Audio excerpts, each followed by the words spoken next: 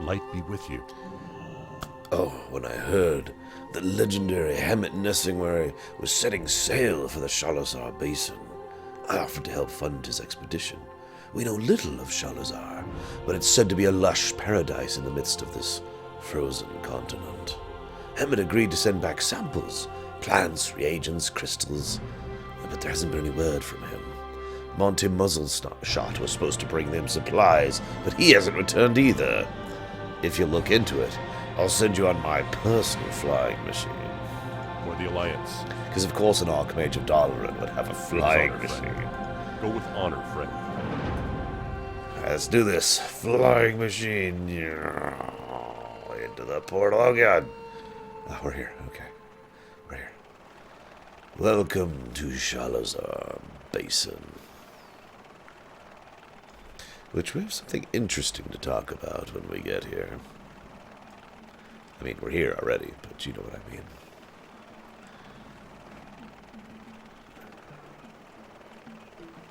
It really is quite a basin, too. Look at those walls. Oh my god! It's the Venture Company! Ah, evasive maneuvers! Evasive maneuvers! No! No, God! No! Oh god, we're going down.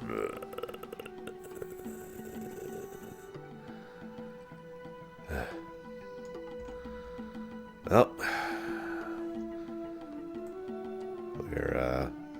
we're in the Sholazar now.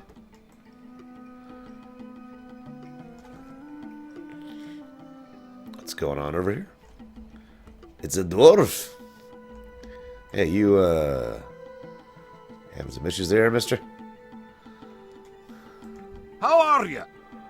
Aye, Emmett's here. Well, he's at the camp just northwest. And for the love of light, lass, have someone sent to cut me down. Where did you come from, anyway? Oh, I don't suppose that fool of an Archmage sent you too. You're lucky to be in one piece. They nearly blew you up. The jungle here is a darn dangerous place, especially with the Venture Company about. Git, you, go see the boss. He'll see you out. Be good. Good morning to everyone, by the way. And yes, that's very weird, Nothersum. It cannot possibly be explained by preference or anything like that.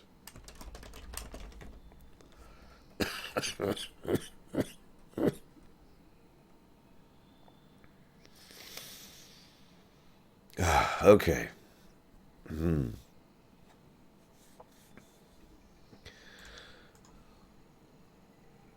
Trying to see something here really quick.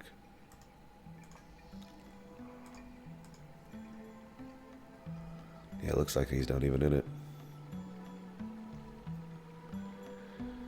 So, Mogul Razdunk is actually the leader of the Venture Company.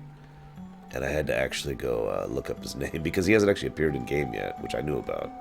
But, yeah, I don't have anything else to add to that. He's one of the most powerful of the various goblin princes.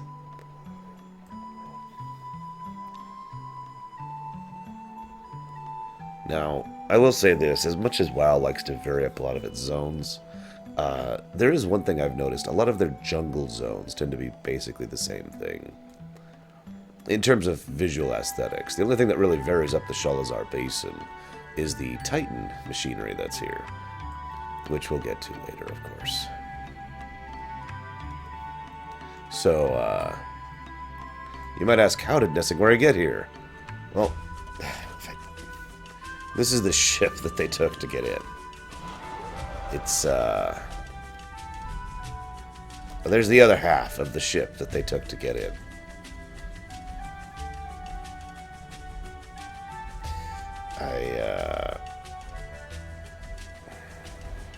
Yeah. It's okay, Adranai was driving.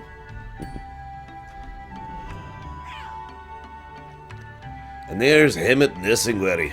What can I do for you? It's not often you run into a complete stranger in the middle of the jungle.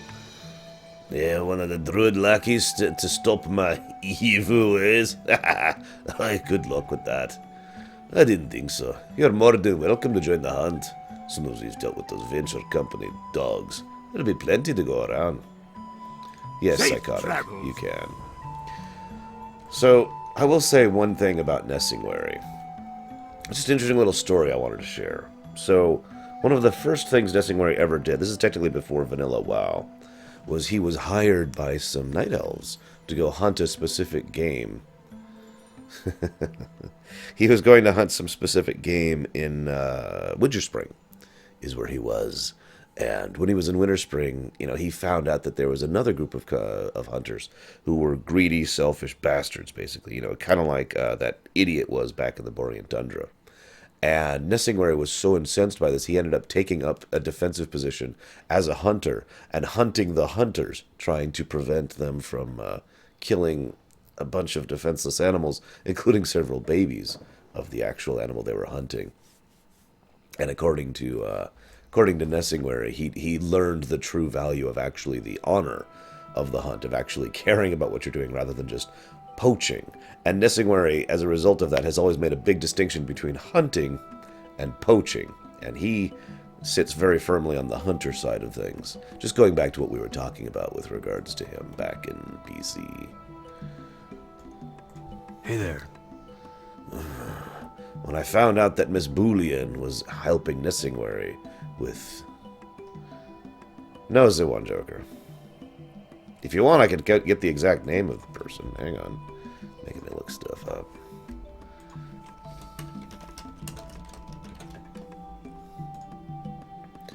Blah, blah, blah, blah, blah, blah, blah.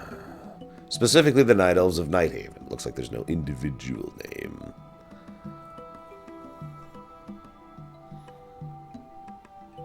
So, yeah. Anyways. Moving on. When I found out that Miss Boolean was helping Nessingwary with his expedition, I signed up as a deckhand immediately. You see, I've been meaning to marry her for months. Had it all planned out. I was going to propose the very night of the shipwreck. Oh, but the ring is gone. I've searched everywhere. I know it might sound crazy, but I know the engagement ring is in the basin. If some venture company didn't steal it, maybe a wild creature ate it. But it's here somewhere. I know it. See you later. So you want me to find a ring in the entire Sholazar Basin? Sure. There's Purser Boolean. Good day to you. Shrug. The Naru have not forgotten us. Ever since we arrived, the venture company has hampered their efforts to secure the campsite and survey the area. Normally we wouldn't care what they were up to, but they started antagonizing our scouts and shooting down supply flights. We can't allow this insult to stand. Emmett Nessingwary's expedition came here to hunt, and to hunt it shall. Go to Swindlegrin's dig, and kill any venture company you see. Be kind to those less fortunate.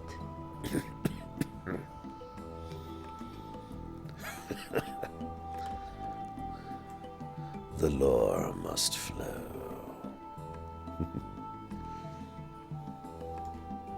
Hi, how are you? She's ruined. Ruined. I told the captain to be careful with such a precious cargo, but would you listen to me? No. When the ship ran aground, it damaged my flying machine, the Spirit of Gnomragon. Now we're left without any means to send our reports. There's a chance, however, that the venture company's antics may work in our favor. They shot down another flying machine right about where the Monte parachuted into the swamp to the east. Go there and retrieve the engine. Alrighty then. Well, let's do this then.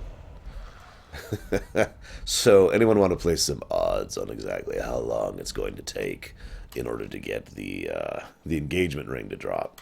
Because usually it takes me quite a while.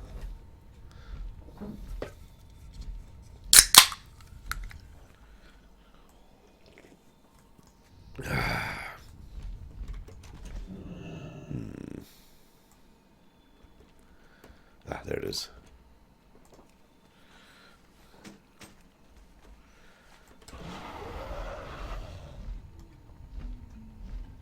I will admit I rather enjoy the music of Sholazar. It's simple, but I think that's part of its appeal to me. Hello, Nether. First kill. Let's find out. This is it. The first kill. Bam. Right. Paladin. Paladin. Gotta shift my mind from Death Knight to Paladin. Nope. Wasn't the first kill. We're gonna keep track. We're gonna keep track. Here's the second kill. Place your bets. Place your bets. Third kill.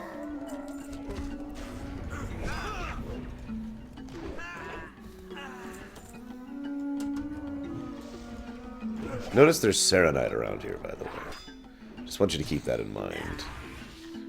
Because it's either a gameplay thing or a lore thing. Ah!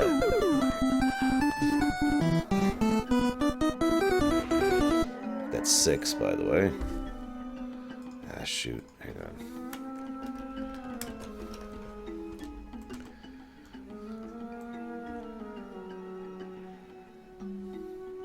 Let's see. That's 7. That's the 7th thing we killed right there. Sorry.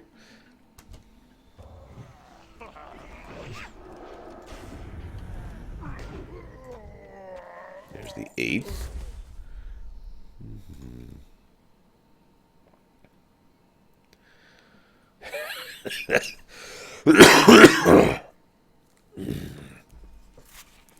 Well, if you insist, Zawan. Let's see. It'll be this counter. 34. Yeah. Come, shop, browse. Smell. Oh god, tell me about it, Psychotic. That has got to be unpleasant. I guess it doesn't matter for that one.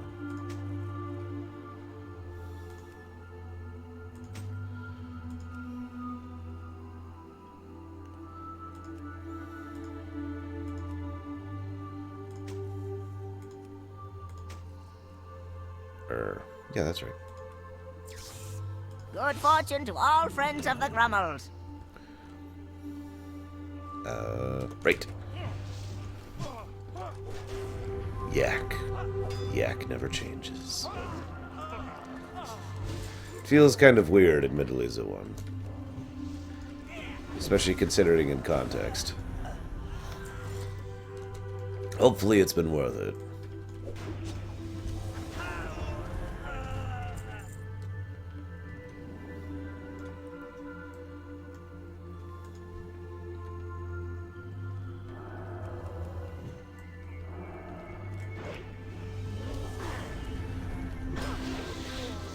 You know, I can't help but notice nobody's given any, placed any bets here. What the heck, guys?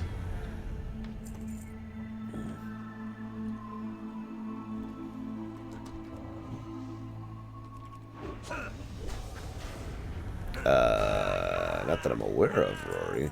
At least if I'm understanding or remembering who her scene is correctly.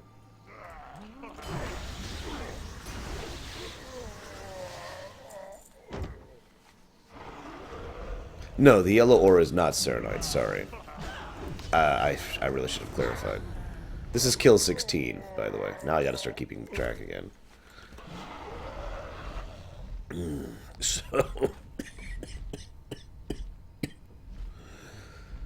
So these gems here are basically... I almost said Daedric gems because I just glanced at chat. These are Daedric gems. No, these are Titan gems. These, we're pretty sure, based on what we've seen, we're pretty sure that these are actually what the Titans use to use the equivalent here as their circuitry. But it's not just green, actually. They use green, red, blue, and yellow. Why did I say green? Anyways, green, red, blue, and yellow. Yes, those are the four. Those are the 4 types of gems that we'll be seeing here, and each one is attuned to a different pillar. Now I'm going to go ahead and show off this pillar really quick, because the only real thing that varies up the Sholazar Basin, and the main story arc of the Sholazar Basin, is these pillars. These things.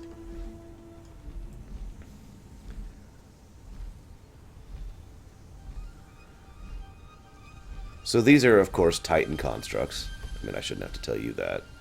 But what they do is they maintain effectively a barrier around this area. Now, there's no literal barrier. There's no force field you can see out there. But the barrier is there nonetheless.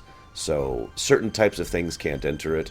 And it also prevents the outside area from affecting it. These things also are a weather control device. This entirety of the Sholazar Basin is a damp, warm jungle, specifically designed to be... I've heard the term petri dish used, but I think the term...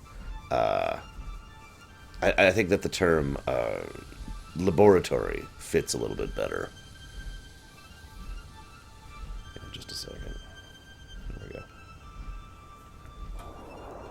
So, there's something interesting to be talked about when it comes to the Sholazar Basin and Unguro, which is actually its twin down in the Kalimdor area. But we'll talk about that as soon as we turn in these quests. Don't let me forget.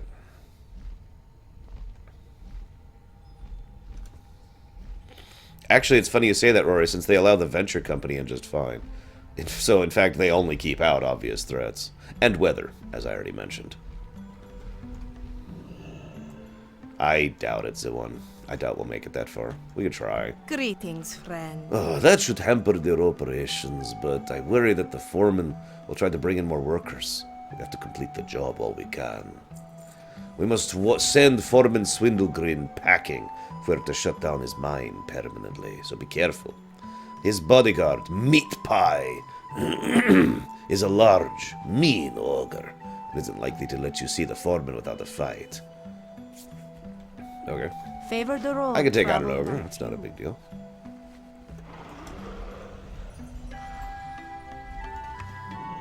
Can I help you? Well, you can hit the engine. I just know the Archmage who funded the expedition is getting nervous, especially since he sent us, and we also haven't reported back now. There, just set it down. Be careful. If you ruin this one, we're in big trouble. Now, let's see what I can do. Great. Now I've got the engine. We're going to need an assortment of other parts. Don't worry. I know what I'm doing. A good mechanic can hold his creations together with anything. But we're better off if it doesn't come to that. Anyways, those Venture Company dullards have plenty of spare parts. Okay. You have a great day now. Against the Venture Company. Yeah, for once, Magister. I am dressed for the heat.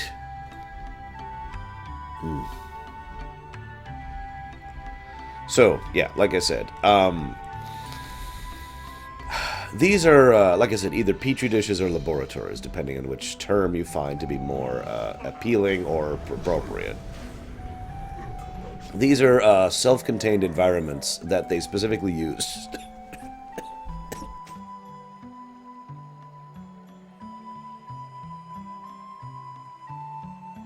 That they specifically used in order to try and experiment. This isn't where they made final products. This is where they experimented with forms of life, types of life, the way life interacts with each other. And in other words, this is where they tried to make biomes rather than just life forms. However, there's something interesting about that needs to be discussed. So, we have one of three general possibilities here. Possibility number one.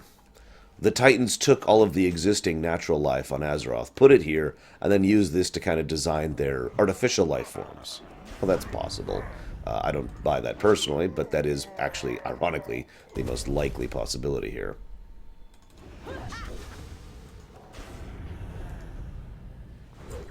Oops, there we go. A little too early. Up! 21. That was our 21th kill. Wow, it's actually quicker than usual for me. 21 kills for the ring, and it was on a goblin, of course it was.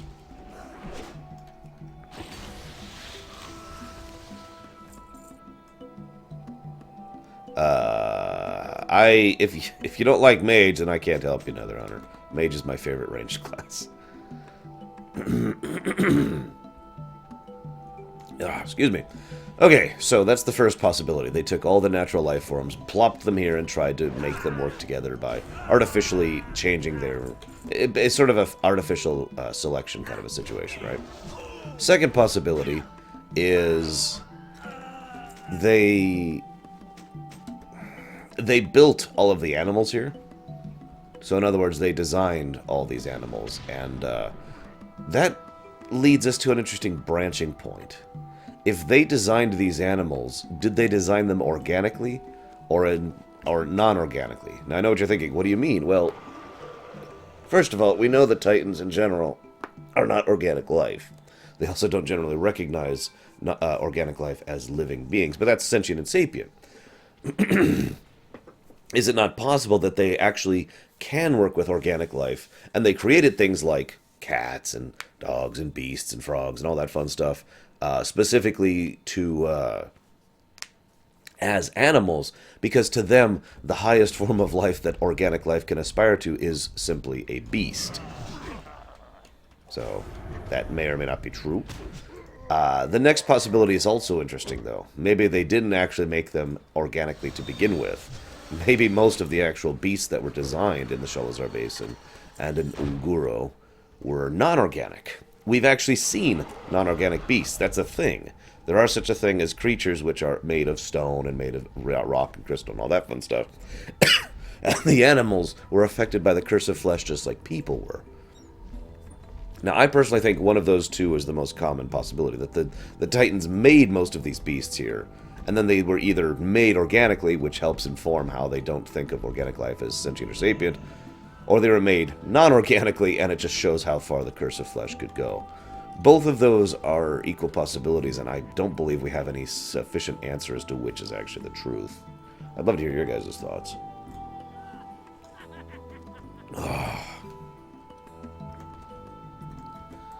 May the light embrace you. Oh, what a relief to hear the venture company will trouble us no more.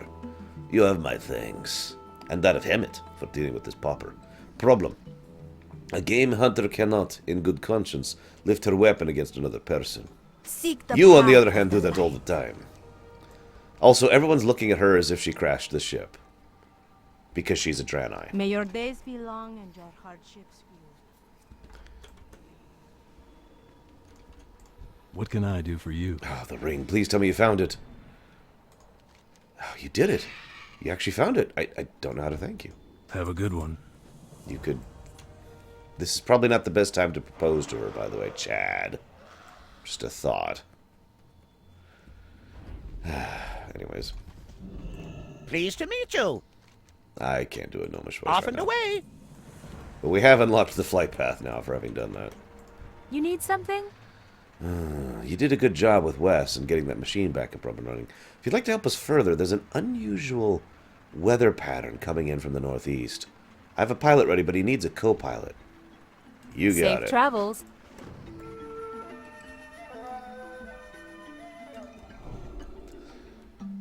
So let's talk about the venture company briefly. Except we'll do that after we pick up quests, because I just know there's a bunch of quests here. Greetings.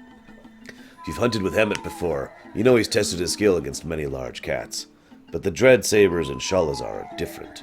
They're able to bring down larger game than I've ever seen a cat hunt. To overcome and kill such a predator, that's the mark of a true hunter. Okay, Dread Sabers, For got the it. Alliance. What else? Stupid ring of love. There is no love! Anyways. Great to meet you. Oh, you think you can shoot? Yeah, I'll give it a try. Here, we'll try you out with something nice and gentle. Oh, don't worry, it's got no kick to it at all. Remember, don't point your gun at anything you don't intend to fire at. I love how even in Warcraft, they get the first rule of gun safety. See you soon. Also, here's Lucky Wilhelm with a apple on his head there.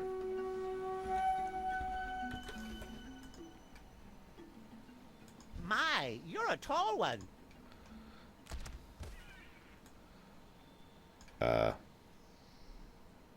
Try that again. And that's a hell of a kickback. Look at that. There we go. Whew, didn't kill him. Hello. You're not bad, but you'd be better with practice. What do you want to say? You make a little wager. So you have something of a hunter's instinct, and you're not a bad shot. And Hemet hasn't driven you out yet. So he must be planning on including you in the hunt. I'd like to have a little bit of competition, you and me. Hemet and the others will ask you to help in their hunting. Along the way, we'll count up kills. Now, this isn't something you can win in a blink of an eye. You'll find yourself killing all kinds of different creatures. Good luck! Keep your feet on the ground. Let's do it. Well met. No rough landing is going to stop old Hemet from mastering the largest game Sholazar has to offer. In the jungles northwest of the camp, the jungles are ruled by a mighty shard-horn rhino.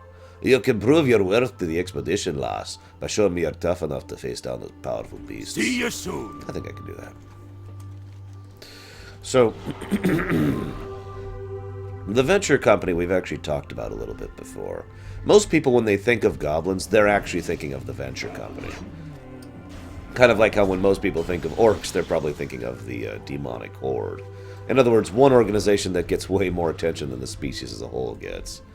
The venture company are very, very short-term profit motivated. They are pretty much as bad as goblins get. They do not care about long-term degradation. They don't care about themselves. They don't care about safety. They don't care about sneezing.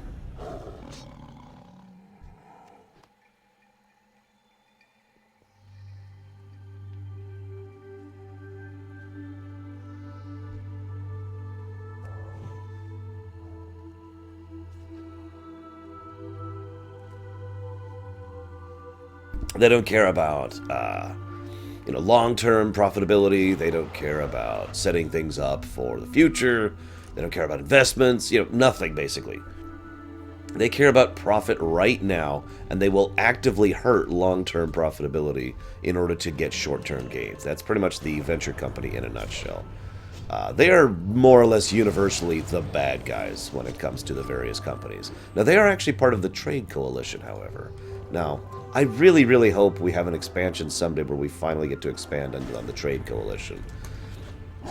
We actually only know a fairly limited amount of information about the Trade Coalition right now. Basically, it is the overall governing body of the goblins as a whole.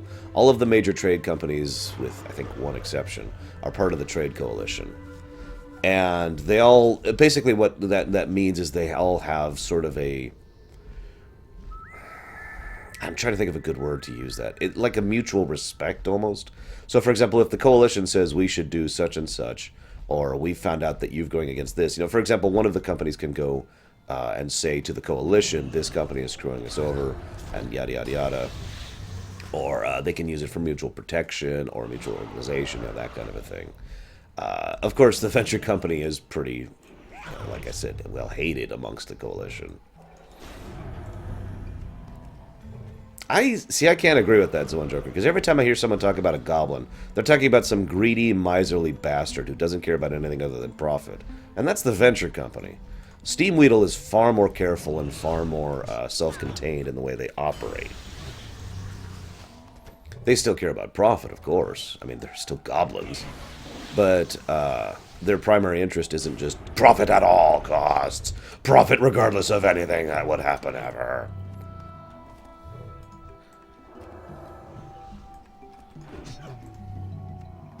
Meanwhile, Drosten just showed up and said, ha! 16! How many of you got? 10? Maybe 11 if you're lucky. Yes, we're doing the Legolas versus Gimli thing. Except he's the dwarf and we're the blood elf in this case. Oh my god, we actually are an elf. Holy crap. This is... We're the Legolas. Guys, we're playing Legolas. If Legolas was a paladin. Anyways, so yeah, the venture company just doesn't give a damn. And you might ask, what the hell are the venture company doing here? Yes, they can, Netherhunter, that is correct. Finally, by the way. Took forever to get to that point.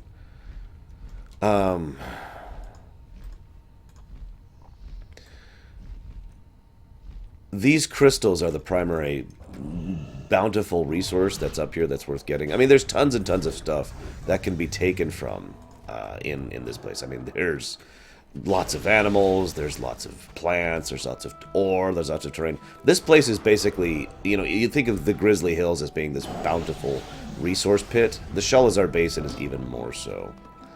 In basically every way. The interesting catch is, for some reason, the Alliance and the Horde have never actually expanded into here. A couple possibilities on that. First and most obviously, because the Alliance and the Horde redirected their attention eastward towards Icecrown, they never actually came through here, since Sholazar is basically has no actual route north. Or at least it didn't prior to the events of this thing. So entering Sholazar was basically entering a dead end, tactically speaking. Excuse me. So it makes sense that the Alliance and the Horde wouldn't actually put more of their effort and resources here. The second possibility is that the Alliance and the Horde were repulsed by the barrier that was put up by the Titans. I admit that possibility amuses me greatly. Hello, Relics. We're having a few camped problems here.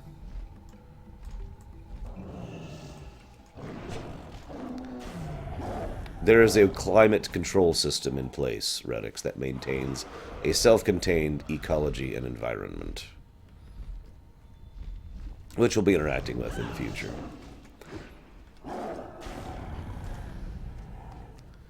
Oh yeah, the Alliance and the Horde would have completely ruined this place if they came here. I'm actually quite glad they didn't. Either way, hey look, Titan facility. Either way, they are not here at all. There is zero Horde or Alliance presence here. The only actual presence here is the Venture Company, Hemmett's people, and of course the Frenzyheart and the Oracles.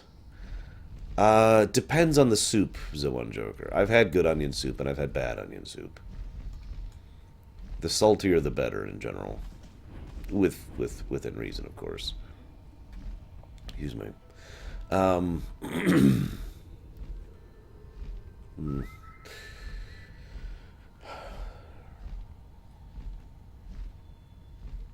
The enemy of nature? Wait, are you talking about the great black-eyed devil who kills all in his path? Kratz Redix. I actually have the Green Drake, but as I've pointed out, I never actually got it legitimately. I suppose that's not the way to put it. I did that. I picked up that egg for literally years. And after quite a long period of time, a friend of mine got a second one and gave me that one. And I was like, oh, thanks. I hate those eggs so much. I like the Oracles a lot, actually. But I hate their eggs. Oh my god, this place is farmed to crap and back.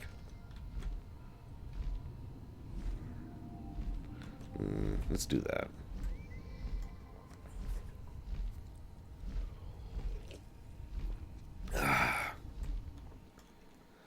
And of course, the next thing we're doing here, naturally, is killing all the animals here, because that's the first thing you do when you're working for Hemmet Nessingwary. By the way, when I say years, I'm not actually kidding. I legitimately was doing this up until Pandaria. And so, Wrath, Kata, Pandaria, doing it every week. And it took until Pandaria for me to finally get the thing. So, not an exaggeration there. I agree, by the way. Children's Week in general is something I tend to enjoy doing. Since I imagine my given hero tends to really care about the orphan in question. Oh, of course! The only things we kill are baby animals. Because that's all we're after, apparently. Excuse me.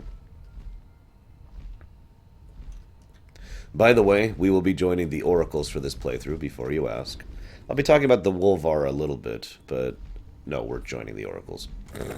That's not a choice.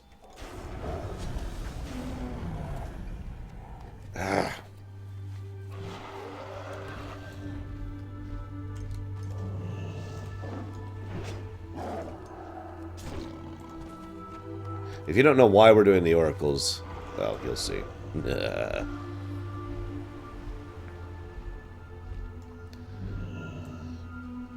Oh, trust me, it's not a choice.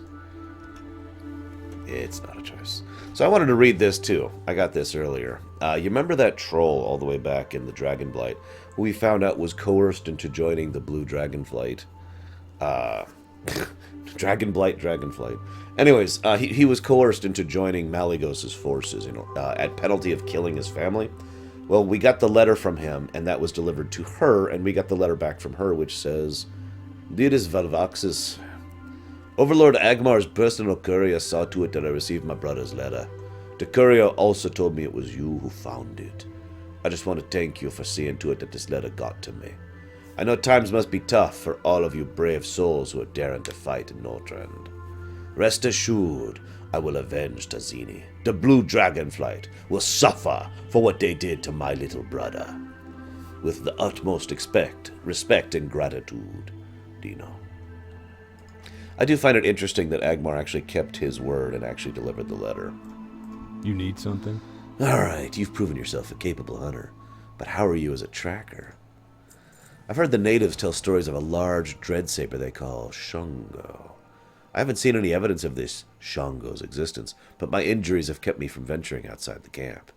If you venture yourself a tracker, you might be able to find the truth about her. Be careful. What's on your mind? Well. Looks like you survived the rhinos after all. And in pretty good shape, I must say so myself. But there's more to rhino hunting than just staring down the beast as it charges you and hoping your aim is true. No, you'll need more than that to take out the Rhino Patriarch. That's settled then. We'll seek out the native sage. We'll have a word with him. He's not likely to volunteer his services, though. I'm told he keeps a small lean-to near the bones of Nosrun, just south of the river. Okay, we can do that. Safe travels. Actually, I have that achievement, yes, because I've done the Wolvar, obviously, otherwise I don't know how terrible they are.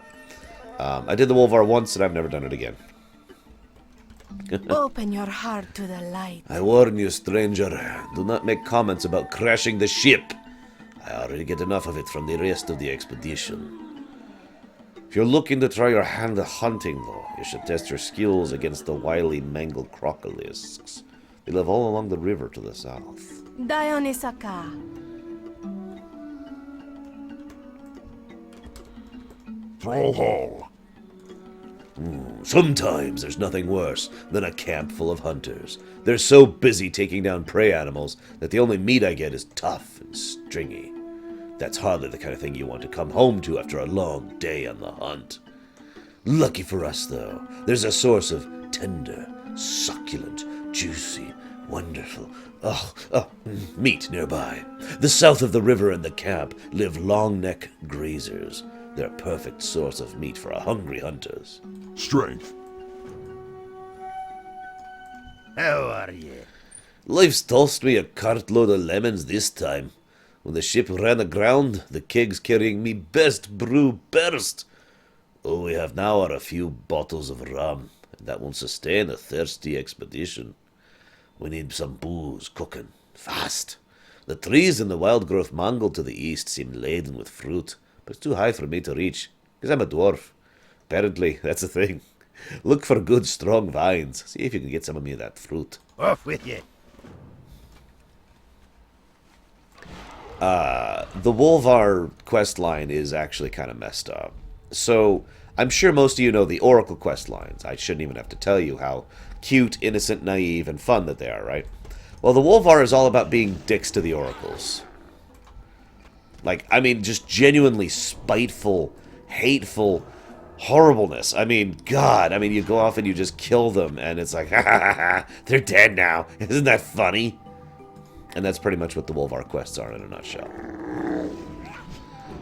Some people like to say that the Wolvar and Oracle thing is supposed to be a parody of the Horde Alliance dynamic, but I can't find myself to believe that, because the Oracles are fairly clearly the good guys, whereas the Wolvar are fairly clearly the bad guys. And I'm sorry, but neither the Horde nor the Alliance are good guys. That's just not how that works. How far I die to. Wolvar from... There's a quest, though, that always makes me just kind of... My heart just kind of go... Every time I think of it, I should say, because I've only done it the one time. And that's a quest that you do for the Wolvar, where you go and sabotage the Titan crystals and Titan artifacts that the Oracles are using. We'll talk later about why the Oracles are using Titan artifacts. And you sabotage it so they kill them. And the Oracles, as they are killed by their own artifacts and machines, are so sad and confused and they're lost. And they're like, I don't understand. What did I do wrong? Maybe I did something wrong. I'm sorry. And then they die. And it's just like... So no, we're not going with the Wolvar. It's not a choice. Screw you guys. You want to be evil, mean-spirited dicks, go do it in your own games. There's plenty of other games where you can play that kind of character.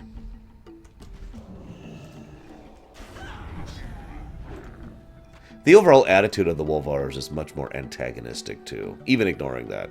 Like, they literally treat you like you're dirt right up until you actually get to, you know, the end of their quest chain. And then they're like, okay, maybe you're okay. The Oracles are like, hi, can we help you?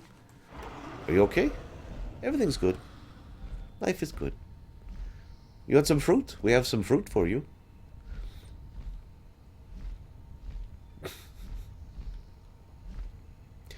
The Oracles are gerlocks, which means, of course, they are much, much uglier. Which I find funny, because the Wolvar, the Frenzyheart, I really should use the correct term.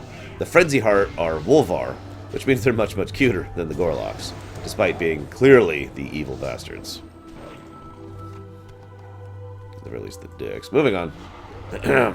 So this is actually a gerlock. In fact, this is specifically an Oracle.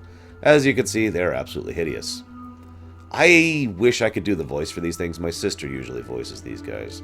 So I'm just going to do the best I can. We bring you to Ram's Shrine. We not know you, stranger. But we know you want something. We will talk to Bones of Northrun for you. You must bring offerings. We need powerful cobra fangs for our necklace. Go northeast. Find cobras. We get Bones speak for you. No, Rory, they think they are so naive and innocent that the concept of being betrayed is not something that even occurs to them. So they think they did something wrong to piss off their guardians, whom they worship. And again, it's all because of the fact that the Wolvar thought it would be funny. Literally, when you turn in the quest, he's like, ha ha ha ha, stupid oracles, is pretty much the exact quest text. So, yeah, it probably sounds like I'm overemphasizing, and I probably am, but seriously, they are such dicks constantly. It's even true when you have the kids for the Children's Week thing. The Oracle kid is like, ooh, this is funny. Maybe we've seen some more stuff. And the Wolvar kid is like, you're going to show me all this more stuff, because it's mine, and I want it. Oh my god, I just realized it. It's not Horde versus Alliance, guys. It's a bully versus, like, whatever the opposite of a bully is in school. Because both the Wolvar, I really should stop calling them, both the Frenzyheart and the Oracles are underdeveloped. They're actually new cultures, relatively speaking. And so in both cases, they're fairly primitive, right? So they haven't really developed, you know, long-term concepts of civilization or understanding or anything more developed like that. So they're effectively cultural kids. And so we've got the bully and the victim, is what the two kids are. Now, fun fact, we actually know long-term what happens to both groups. The Frenzyheart end up leaving Sholazar entirely, and I quote, to find place that have no more Oracle scum. The Oracles end up staying here and living in peace once the Wolvar leave. Yeah, it's just a prank, bro. Just because I killed some of your people. Come on. As if that matters, hey Sigma. I mean, you weren't that attached to life anyways, were you? Pooh.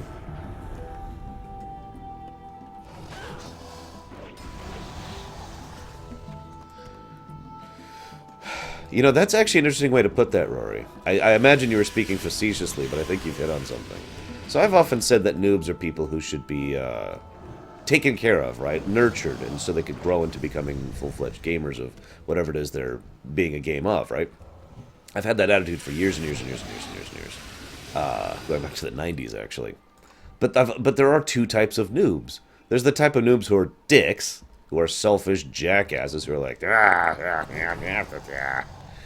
and then there's the kind of noobs who are like, I'd really like to know more about this game. Could you help, please?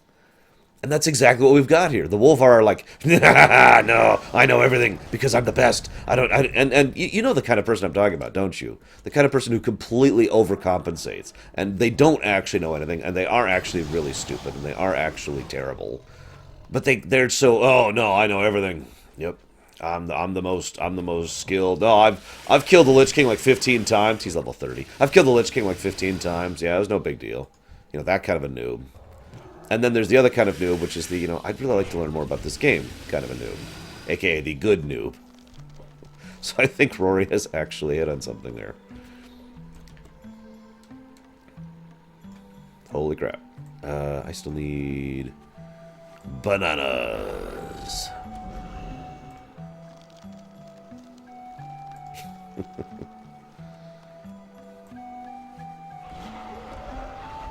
Clearly the one Joker. I mean, after all, we have been such genocidal, horrible maniacs. Clearly we should just go with the Wolvar. The Frenzyheart. Stop making me call them Wolvar. Damn it. Wolvar is the species name. Frenzyheart is the specific tribe here. The tribe of jackasses. Yes, Arabani. Twitch limits the amount of previous... It's not they limit the amount of previous broadcasts. They get rid of them after 14 days. And we've been streaming for 15 days now. So, yeah. That's a weird thought. We've been streaming the WoW Lorerun so long, it started being erased from Twitch.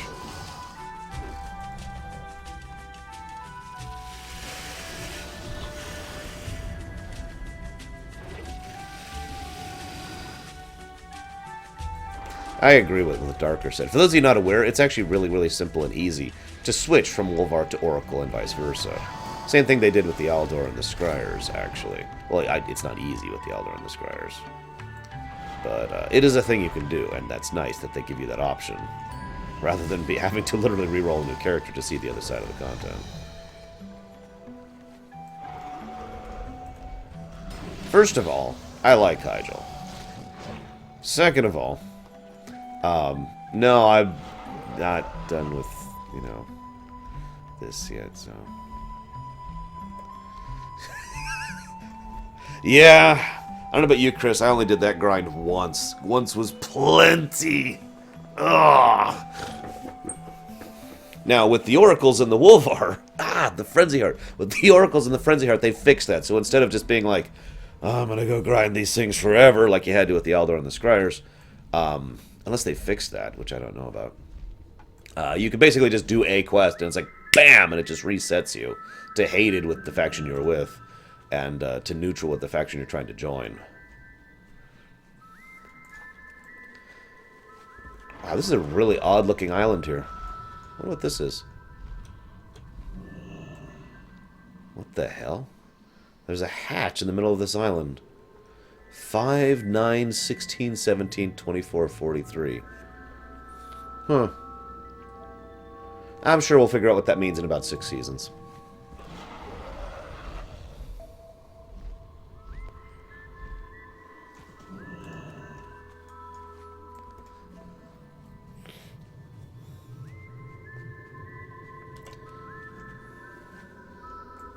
There are Wolvar and Dragonblight, yes, and they're actually nicer people. That's why I keep having to... What? It took them 6 seasons! That's one of the reasons why I keep trying to correct myself on the fact that it's the Frenzyheart tribe who are the dicks. The Wolvar overall aren't actually that bad of people. We've interacted with decent Wolvar in Dragonblight and in Zoldrak, actually. But the Frenzyheart are the bastards.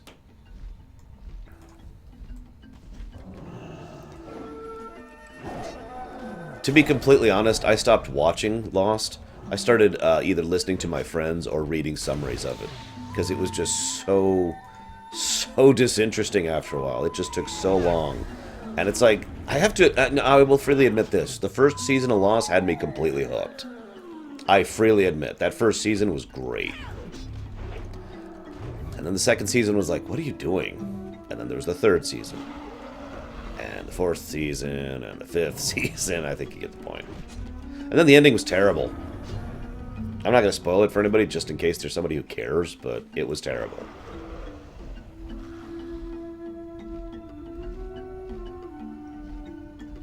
Yeah, I know, OJ.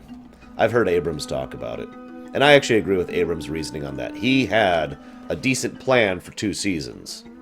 They, I should say, had a decent plan for 2 seasons. And then they're like, no, keep writing more. DCAU had a similar problem, actually, back when that was still going. Can I help you? I think you may have found the proof we need for this, Shango. And I think we have an idea where we can find him.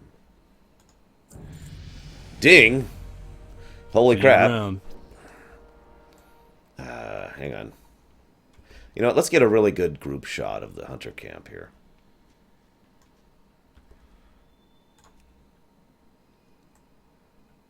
There we go.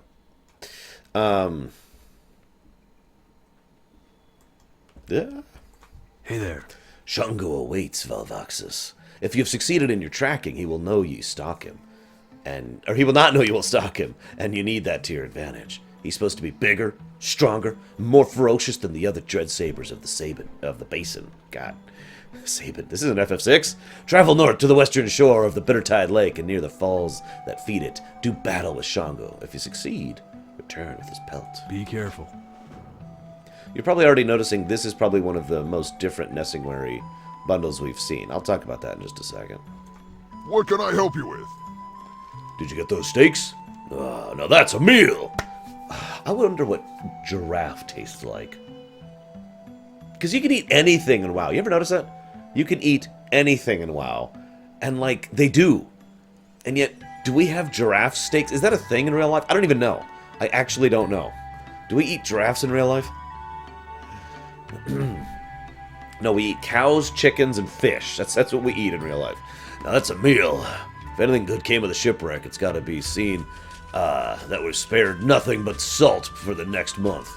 Thank you again. For the Horde. Oh, we'll do that question in just a second. Someone else. Great to meet you. So you've come to concede already? Oh, no way. How on Azeroth did you do that? I just made my 58th kill. Ah, so close. But fair is fair. I underestimated you. You've earned this victory, fair and square. Keep your feet on the ground. Krona kai Christor. Okay, fine. Excuse me. So we eat cows, chicken, fish, and pigs. There you go. That's what we eat. I want to eat like crocodile and snake and giraffe and I want to eat polar bear. I should probably shut up before PETA starts banging down my door.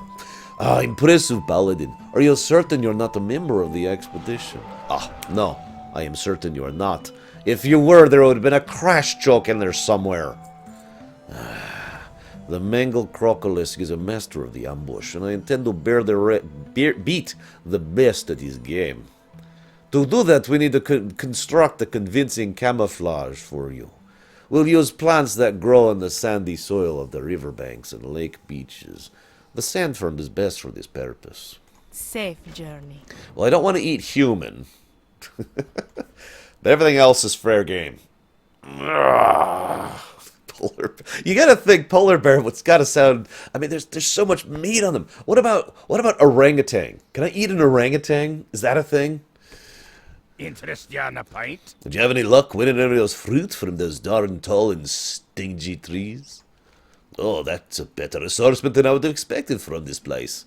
Now for the important question: can we distill it into anything drinkable? We better get started. Now that we've got the raw materials, have my assistant ready to distill. He'll oversee the process, but I want you to help keep me everything else under control. You might be tempted to think we just throw everything in the still and let it sit, but you're wrong. Ingredients and heat need to be added at certain times. The pressure, you'll have to... Oh god, the hardest quest ever! I'm ready. Here there. Watch your back. Let's do it. Talk to me. Be good. Let's do some distillation. Please go away. Please go away. Thank you. Appreciate it. What victory? I want to eat an orangutan's meat. You know, not like just the whole body. That's just gross. Which one is this papaya? These are papayas. Wow.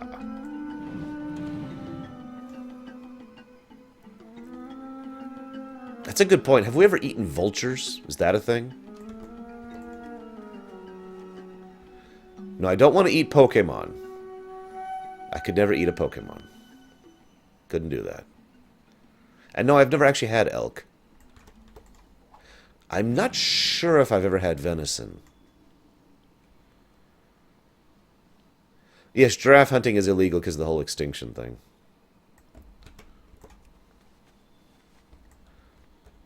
It would be like eating a panda, you know. Well, okay, pandas are actually worse, but still. Although I wonder what panda tastes like.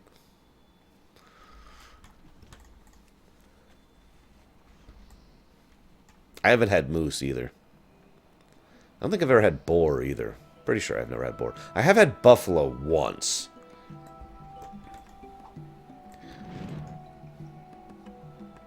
I wouldn't eat cats, like domestic cats, but I would eat like non-domestic cats, like a tiger. Oh yeah, I'd be all over eating some tiger meat.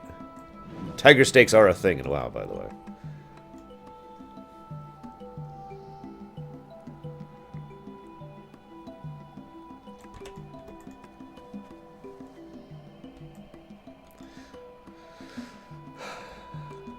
We're making alcohol, in case you're wondering what we're doing here in game right now. Thunder Brews Jungle Punch. What's on your mind? How'd it turn out? Something in here. But the million gold question is, can you eat it? Or drink it? I got distracted by our conversation in chat. Don't you go anywhere. You'll be responsible for overseeing sampling of the product, too. Oh... I would not eat baby seal meat. In fact, I probably wouldn't eat baby anything, if I'm being completely honest. But fully grown seal? Or walrus. Ooh, yeah, walrus. Oh, God, I hate that quest so much. Chris, I had to do that quest 3 times for the Lorerun. 3 times! And now for the moment of truth. I've always wanted to say that. Normally we debut a new drink at the banquet, but we can't have one in the middle of the jungle. Instead, let's just take samples of a few trusted friends, see you return with their comments. This Ingweri's opinion, Hadrius's, and Harlow's. Okay. Off with you. Where is he? Oh, he's up here. Hey, What can I do for you? try the Light bless try you. the booze.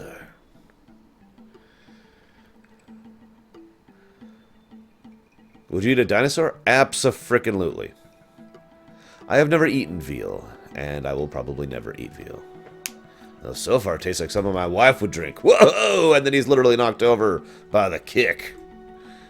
Gotta have a kick to booze. How right? are ya? Right, that's a thing. Alright, Hammett, let's see what you think of it.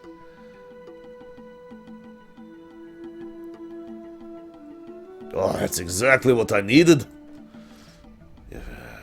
That'll put hair on your chest like nothing will. Where's the other one? I gotta try this out way over there. I would absolutely not eat the Indominus Rex. Anything that they clearly have no idea what they're doing with, making, is probably not something I want to be putting in my body. What, Victory? I'm not interested in eating baby seals. That's gross. God, why would you want me to eat baby seals, Victory? What is wrong with you? Anyways. Right. Oracle voice. Oracle voice. We must know. You bring fangs? We approve. Bones of Nosrin will speak to Valvaxis. Bones of Nosrin, Oracle Suram sends Valvaxis to you. We've prepared incense for you. Light it. Place it near Nosrin's head. You hear his voice. Confused, you tell Suran you haven't even told him your question. True, we not know, but mighty Nosrin does. Do not doubt. Nosrin will answer your heart's question. Go. Nosrin not wait long. Okay. Exactly, bro.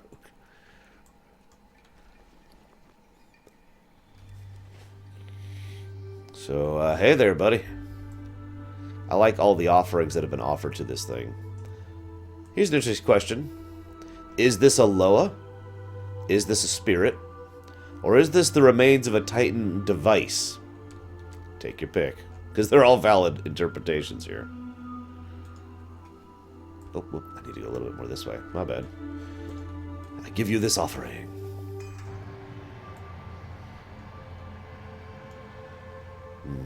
So the Oracle has decided to aid you, Outlander. Very well. I will tell you what I know. Your companion seeks the Shardhorn Patriarch Faroon, who holds himself aloof from his brothers. Faroon walks the lands north of what your people call Bittertide Falls. You'll find him alone, but you'll see he requires no defenders. Return to your companion. Tell him to go forth and claim his prize in Faroon. Once he has done so, tell him to leave this land in peace. He does not belong here. By the way, this is actually a Kodo skeleton specifically. So, Loa of Kodos, maybe? And that was a gerlocks. Sorry, Dakoita. Didn't catch your question in time there. So anyways, I wanted to mention how the quest design of the Sholazar Basin is different from the Nesingwari norm. In both vanilla and in BC, you go to Nesingwari and he's like, go kill 10 of these. Go kill 10 of these. Go kill 5 of these. Go kill 5 of these. Go kill the boss. And that's how the Nesingwari quests worked in both vanilla and BC. And I gotta be honest, while that was certainly profitable, questing-wise, it was kind of dull. So here it's, go kill 10 of these. Okay, then go do this other completely unrelated quest. Like, for example, first we have this quest to make this offering to this Kodo thing. And then we have the quest to collect these ferns, and then we have the quest to make booze. You know, varying it up a little bit before we actually go after the named, rather than immediately making us turn around and go kill, you know, another 10 or 20 or whatever things. So I like the variety that the Sholazar adds. This is probably one of my favorite Nesingwari zones. This is probably, I'd say, my second favorite Nesingwari bundle. My favorite Nesingwari bundle is right here, in the Valley of the Four Winds, because Pandaria quests are flippin' awesome, and I can't wait to do them. One wishes to you. Did you bring all the ferns we need? Yes, thank you, thank you. I should do it. Stand still! We'll make a bush out of you yet. Oh, by the way, I would love to eat raptor. Raptor meat is also a thing in WoW, by the way. The largest crocodilist in the basin knows around here as Bushwhacker for his ambush prowess. He likes to sun himself in the shallow waters of the river's heart. It's the large lake in the basin's center, and is to east of our camp. I can actually explain the hate Pandaria gets very, very simply and easily. There is a legitimate reason to hate Pandaria, and an illegitimate reason to hate Pandaria. Here's the legitimate reason to hate Pandaria. All of Cataclysm was building up to... Cataclysm was this big, epic, amazing, you know, the end of the world type expansion, right? And that came right on the heels of Wrath, too. So Cataclysm was end of the world, and everyone's like, oh my god, this is it. We're going to finally get the big old god expansion next. And we got Pandaria. Or, we're going to get the big Legion expansion next. And we got Pandaria. So that's the legitimate reason to dislike Pandaria. The illegitimate reason to dislike Pandaria is, they're pandas, and I'm so stupid, I'm going to make fun of the most obvious thing possible. And so people kept making references to Kung Fu Panda and Jack Black and yada yada yada. And those people are henceforth referred to as idiots. Those are the two main reasons to dislike Pandaria. What's on your mind? I play on Kargath, Redix. Way to go, lass. No dead rhino tells him at Nesingwari where he can do and what he can hunt. We'll show those heap of bones. Be good. No, I don't like Kung Fu Panda because I don't like the movie. It's just not a funny movie to me. I don't like Jack Black in general. In fact, I can't think of anything I've liked him in. Ever. Yeah, can't think of anything. You can eat ostriches in WoW, too, consequently. Now that we know where to find Faerun, all that remains is the battle against the great beast. Are you ready to take on the rhino? For all the spirits blustering, I'm certain he was telling the truth about the beast's strength. When you get ready to face him, head north past the sun-touched pillar, and look for Faerun on the northeastern shore. It may even venture near the glimmering pillar. Safe travels. Oh, when the trouble started with the venture company, I asked Marvin Wobblesprocket and his wife Tamara to take their flying machines east to River's Heart. I asked them to set up a small camp there so we could use it as a relay to fly in supplies and survey the area. They should have arrived by now and start setting up. River's Heart is near the center of the basin where the rivers converge. Search for the lakeshore landing on the northeast shore. Marvin mentioned it would be the best spot. Be good. Pandarans did in fact exist in the lore before the expansion. They were just the kind of things that most people didn't know about because only lorehounds like myself knew about Pandarans before the expansion.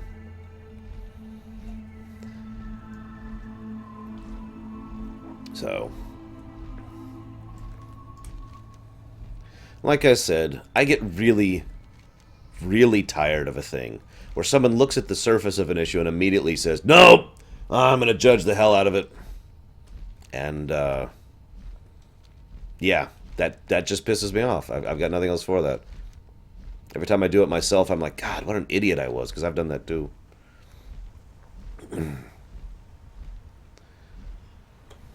Now me, by the way, just to give you an idea, the Pandorans are among my favorite races in this game, mostly culturally speaking, because the Pandaran culture is amazing. Now, if they had just turned all of Pandaria into this joke continent, okay, fine, I'd probably be a little bit upset. But they didn't. They built this huge, in-depth, fleshed-out story that actually tied into several events of the rest of the setting. We learned more about the Titans in Pandaria than we have any other expansion. Pandaria basically was the here's all the info on the Titans expansion. And we learned so much about the way that the Legion affected people at a distance. Like, we've seen how the Legion can affect something it's deliberately hitting. Like, you know, bam! Legion! But then the people over here are affected by the Legion too, and just, oh my god. And of course, I have to admit, I am hugely, hugely influenced because of the fact that I think Jim Cummings is an amazing voice actor. And the fact that he did tons and tons of voice work for Pandaria probably helps. I don't want to talk about Pandaran culture right now, but, yeah. You see, the one Joker has the legitimate grievance against Pandaria that I mentioned earlier. They could have gone in so many different directions that they chose to basically invent new lore. That's effectively what they did. Now, that new lore was part of the overall theme. It is still... Raytheon was a huge aspect of the thing. A huge, huge aspect of Pandaria. And there was a lot of more in-depth info about the backstory of Azeroth and the way things worked. You know, again, lots and lots of backstory and back lore and culture and all that fun stuff. And, of course, it concluded the war between the Alliance and the Horde. And, of course, this was basically the end of the Zandalari Troll arc, which had basically started in vanilla.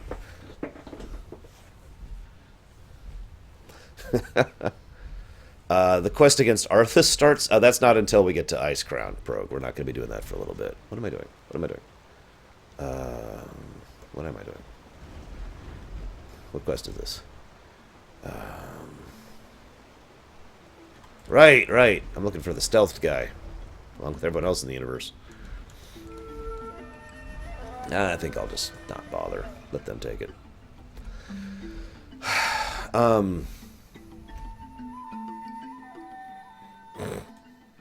Yeah, Darsh Monster. That's pretty much the equivalent of what I'm talking about here. And yeah, Mind Blessed. Now, okay, so in the interest of total honesty, I admit I might be a little bit victim of rubber band effect, which is something I haven't talked about a lot. It's actually really easy to understand, though. Basically, let's say that something's coming out, and you're super, super excited for it, and it's terrible. So you're like, ugh. Now let's say something comes out, and you're like, oh, this is going to be terrible, and it's really good. The idea here is because of the fact that it was so opposite to your expectations, you are more positively or negatively inclined towards it than you otherwise would be, right? So... I looked at Pandaria and I'm like, my first reaction, my initial knee-gut reaction was, you gotta be kidding me. What are we... No! Where's my Legion expansion? Where's my Old God expansion? Come on! Why are you... No! What are you doing? Ugh. And that was pretty much my initial reaction. But I was like, no, I'll give it a shot. I want to at least try it. And I played through the Jade Forest zone and I was hooked. I was so hooked going through the Jade Forest. I was on the edge of my seat like, oh my god, I want to know what happens next. I really, really enjoyed Pandaria a lot. There's a reason it is basically in contention with my favorite expansion. It was very, very well polished and very well done, despite its flaws, which it did have them. And I love the story and lore of Pandaria. And I want these things to respawn. Aha! Respawn! Hey, what's up? Did I just one-shot him? I did. Oh my god. Oh, I'm 81 now, that's why. I do wish the Zandalari had a little bit more central focus, because if you look at the overall plot arcs of Pandaria, the Zandalari are one of the major plot arcs of Pandaria. And yet they don't actually have a lot of on-screen focus. even though they should have. It was also natural for the Zandalari arc to go in that direction after Cataclysm, which is when the Zandalari arc actually started proper.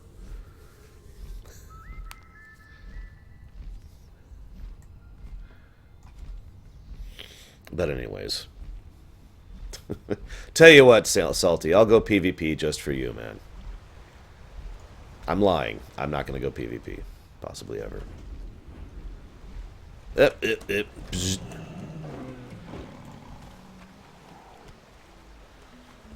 Okay.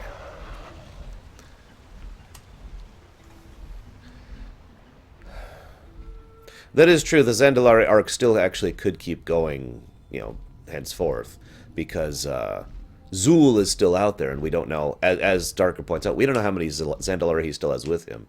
Now, don't mistake me. I think the Zandalari were dealt an extremely severe blow in Pandaria.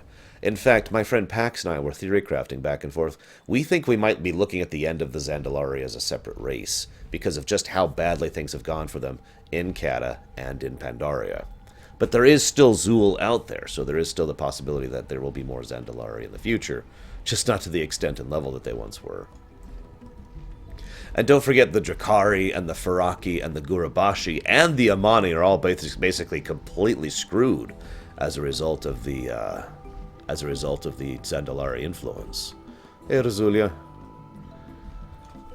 No, it's funny you say that, Markin, because yeah, I forget the proper term for those things. I usually call them city ships, Darker. They actually call them something in the game, but yeah, the giant freaking ships the Zandalari have. What have everything except for Storm Peaks and Icecrown Thud. Or Thud, depending on how that's supposed to be said. Oh yeah, I'm supposed to do this. I'm stupid. Where's the... Confusion. But I'm on the log. Oh, there we go. Have to be on this part of the log. I am a bush. Insert bush.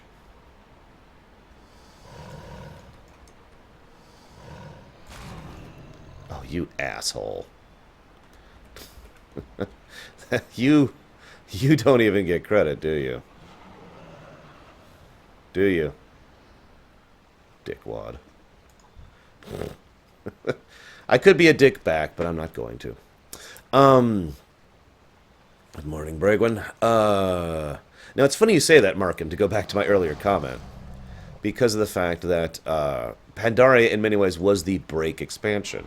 It's like, okay, we've had the Burning Crusade, the Lich King, and the end of the world. It's time to go ahead and go kind of have this break with Pandaria. But the reason I find that ironic is if you've actually played through Pandaria, you know it's not actually a break. There are some very heavy, very serious, nightmarish, horrifying things that happen in that expansion. But the first part of it is like, let's take a bit of a pause. Let's stop it and smell the roses a bit. And then you find out the roses are actually the part of this large carnivorous beast that is eating you alive. That's pretty much what Pandaria was in a nutshell.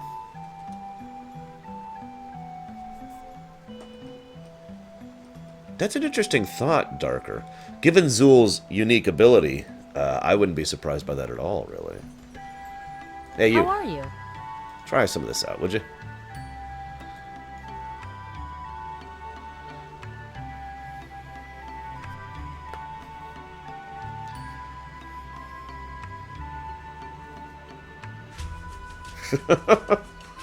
Engine degreaser.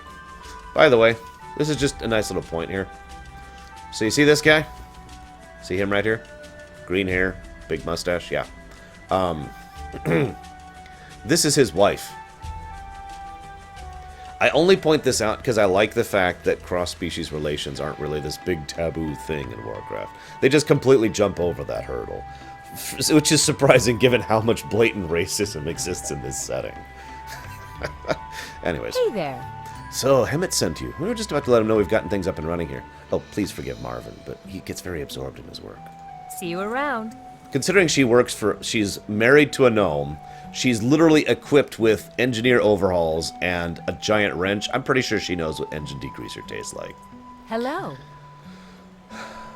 When Hammett asked me to accompany Marvin out here, I was hoping I'd have the opportunity to work on my own hunting skills. In between repairing the flying machines, of course. I wanted to take down a ferocious lion named Pitch. He said to bring us home south of here, near where the wild-growth mangrove meets the northern face of the pillar. If you can find the beast, will you bring back his remains? He'd make a trophy even Hammett would respect. Have a good one. You know, there's this guy. What can I do for you? The professor sent you my way? Alright. See you later. There's one little problem we have to solve before we head out. You see, I can't seem to find the keys to my flying machine. I've looked everywhere for them. Maybe you can give me a hand. Only place I haven't looked yet is the lake. I'll even give you my very own air tank. It's almost empty, but it's got a couple of hits left. For the Alliance. I'm not sure about what I saw while flying to the northeast, but it looked like a gigantic woman kicking Scourge butt. I'd heard the professor talk about a life warden appointed by the Titans to look over Sholazar. I may not be a Titan historian, but it sounds like she fits the bill. I also know that if the Scourge crossed the border between the Lost Lands and the rest of Sholazar, our expedition is as good as dead. So, what do you say you go and lend her a hand? Have a good one.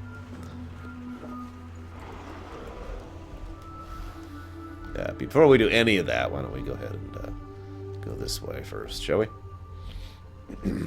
Because you may not know it, but we just got the Oracle quest chain and the Titan quest chain. Also known as the Scourge quest chain. Let's go finish up with Nessingwary first, shall we? Did I ever? No, I didn't. I need to go do that.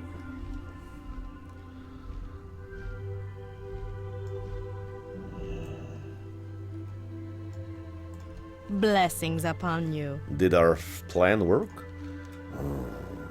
What do you mean the plan didn't work as intended? Well, you did manage to get the kill, to your credit. Look at the size of this jaw. Hammett will be proud of our efforts. This Crocolis was truly a monster. Hello, Raskar. Favor the road traveled by few. Yeah, Scyther. As much as I don't want to talk about warlords, I even have a rule about it.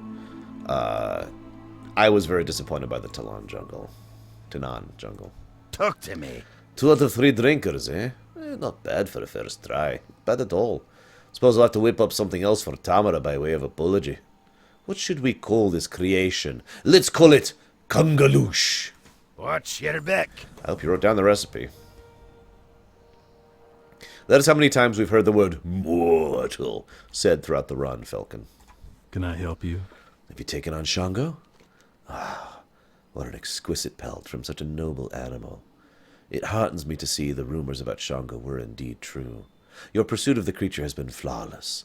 You are a true huntsman. See you around. Well met. Did you kill the beast? An astounding trophy from an amazing animal. I've been hearing rumors of even bigger, more ferocious game in the northern reaches. I'd like you to help us take them down. See you soon. Well, Valvoxus, you've certainly proven your mettle as a hunter of all game animals, rhinos, cats, and crocolisks. So for some members of the expedition, these creatures are sufficient to test their hunting skills, but others like myself, we crave larger challenges. Dorian Drakestalker went north, crossed Bittertide Lake, established a camp there. He heard rumors of gigantic primordial drakes. Just imagine what a quarry that would be! Go up, darling, see if he's had any luck. Keep your feet on the ground.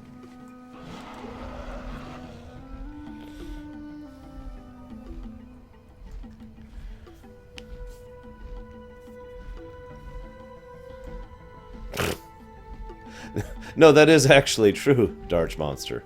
In fact, one thing I do like about Star Trek in general, and Deep Space Nine in particular, I know this is going to sound like a weird tangent, is in many cases there are examples where classism still exists, but not racism. My personal favorite example is there's a thing where there is a Asian gentleman along with a African American woman and a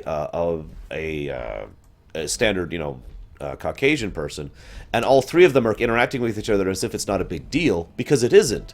But they are being classist against other people because of things that have nothing to do with their race. And so, I do like that. Greetings. Have you ever seen drakes like the ones around here? Makes for perfect hunting. Oh, old Hemet didn't forget about me after all. I suppose he's going to want to participate in the hunts once we've done all the hard work. Don't worry, there's plenty of drakes to go around. Hemet will get his wish. Have a good one. The primordial drakes occupy most of the area to the north and east. I can feel the heat of their breath even at this distance. Before we can challenge the mightiest of the drakes, we must test our skills against the lesser creatures. Be careful. We're not likely to get Broodmother Does that seriously say Slavina? Oh my god, I think that does. Anyways, we're not going to get Broodmother Slavina's attention waving our arms around like fools. But if we're smart, we can bait her into fighting us.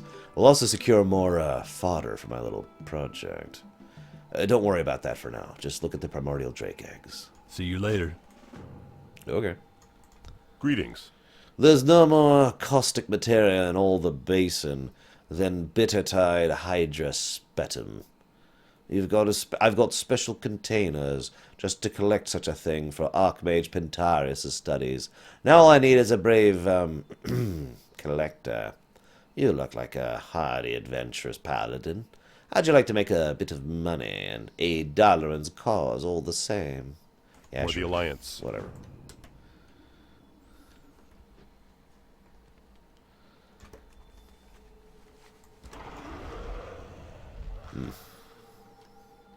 So for anybody not understanding why I'm like, huh? Her name's Slavina.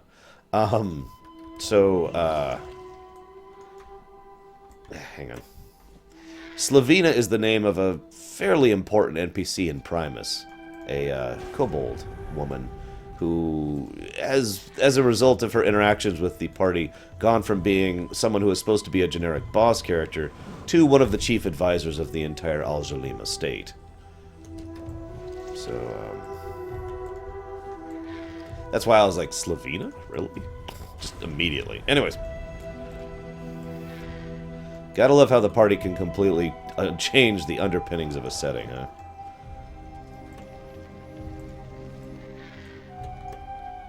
Fortunately, they haven't wiped out all life on Primus yet. So, of course, we have lots and lots of our Red Drake, Proto-Drake friends over here. As you can see.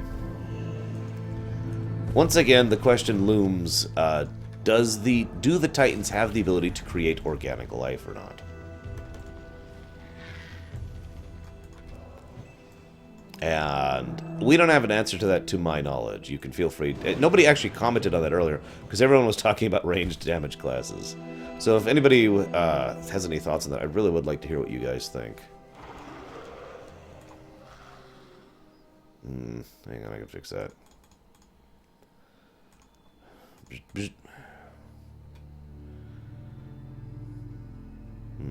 Nope. Chat's just plain old dead. Whatever, it'll fix eventually. Nothing I can do about it. Literally. I've done the only thing I know how to do it, and that's just literally just rebooting it. Let me mount! Well, that wouldn't surprise me, Darker. I mean, shoot, would you trust the old god? Anything fleshy? Anything that reminded you of the old gods? Ugh. So, that's what I thought. Ugh.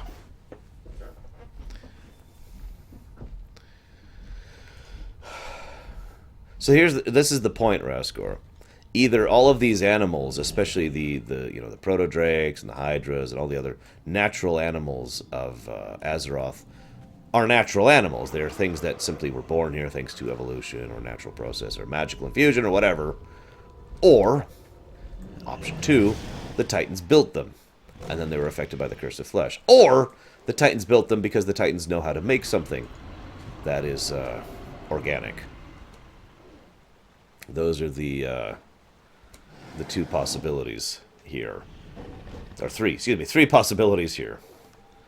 It's an interesting question to me because, like I said, which one actually is true kind of changes certain things story-wise. Like, for example, if the Titans actually can make organic life, but all the organic life they make is non-intelligent, it actually makes a fairly large amount of sense to me personally that, excuse me, that they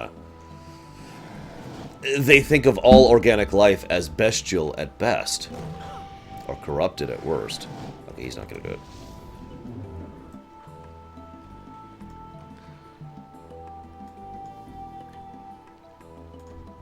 Actually, no, Raskor, as we've discovered, that has since been retconned. Sort of. It's not a big retcon, but it is a retcon. Long story short, the proto-drakes... there were several proto-drakes that were transformed into full-fledged dragons as a result of... Wow, that chat log is super lagged. I don't even know what's up with that. I mean, I do know what's up with that. I just don't know how to fix that. Anyways, so yeah, the proto-drakes were actually turned into the aspects, and Galacrond was related, but not specifically related. Basically, those proto-drakes had to unite to kill Galacrond, is the simplest way to answer that question. So the trolls in Pandaria, to our knowledge, the original races, which would be trolls, Pandaria, and Tauren, were never stone. They were never built or created or whatever by the Titans. Do I have such a button? Yes, I do.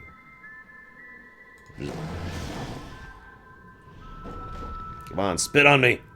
Spit on me. There we go.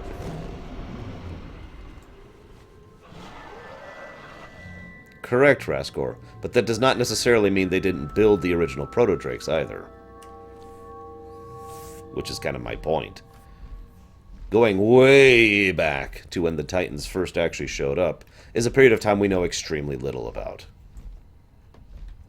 And, yeah. In fact, I'm hopeful the Warcraft Chronicles book will shed some light onto this point. Because I don't know. There's nothing actually definitively that says which of these things are true. I guess there's possibly a fourth option that I can't even conceive of right now. Well met. Oh, you got the samples, wonderful. Here's your payment, and a bit of advice. You might want to enjoy a long hot bath for the next few days if that burning sensation persists. Be careful. You had me get spit on, but you know what, whatever. You need something? I can hear the confidence in your words. Good. The experience will come in handy when we face the Queen of the Drakes. See you around. Can I help you? Excellent. We have the bait. For the Alliance. It's your lucky day, Zootfizzle. Valvaxis had brought more hatchlings for you. Can I help you? What the? This outpost is a cog-free zone. Persons employing cogs in the construction of mechanical devices will be subject to unrelenting mockery. What the heck? Okay, so here's the dialogue. It's your lucky day. Valvaxis has brought more hatchlings for you. I am not here to be the keeper of your hatchlings, Dorian. I am doing research of my own as well. Well, then you can always go back to the camp and help Westlix with his cogs. No, not the cogs. Anything but the cogs. Need assistance? Before you go off challenging the Brood... It is Slavina. Wow. Before you go off challenging Broodmother Slavina, Dorian thought it might be a good idea for you and Hemet to coordinate your efforts by riding into battle on the back of a mammoth. Why is that an idea that just occurred to you? The area around the camp is full of them. Okay, I can do that. Off and away. Dorian's had me training and feeding the baby drakes he captures, and it's got me thinking. I want a pet of my own. No, not a juvenile drake. I don't want a pet capable of biting my hand off. However, in the bone fields to the northwest, beyond the area dominated by the drakes, there's a large population of gore talon rocks. He wants a pet rock, guys. You have a great day now. King's honor, friend. That Archmage Pentaris back in Lorerun will be expecting us to return with all kinds of reagents and talismans. Seems the locals are fond of animal parts. Oh, God. Twisted claws from gore talon rocks are amongst their favorites. It's not my place to say whether the rumors are true or not, but I have a feeling there's something there. The rocks live into the bone field. Will you help me gather them, please? Thank you. Light bless you. I was going to say, I don't think he'd be in danger of having his hand bitten off. Maybe the entire rest of him.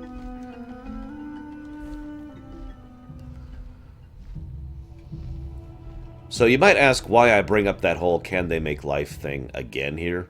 Remember, the Sholazar Basin and Unguru Crater are both laboratories, right? So this is a place where they actually experimented on life. That's what they did here. And this also happens to contain a fairly large amount of a variety of creatures and animals. Notably, an entire clutch of proto-drakes happens to exist here. Meaning there is the possibility, asterisk, that the Titans had actually, excuse me, crafted the proto-drakes as they had other races. And it's not that out of mind, really. But again, we may never know. Unless the Warcraft Chronicles book actually tells us the truth. Then we'll know. I have no idea, Destor. I'm not good at real-life cultures.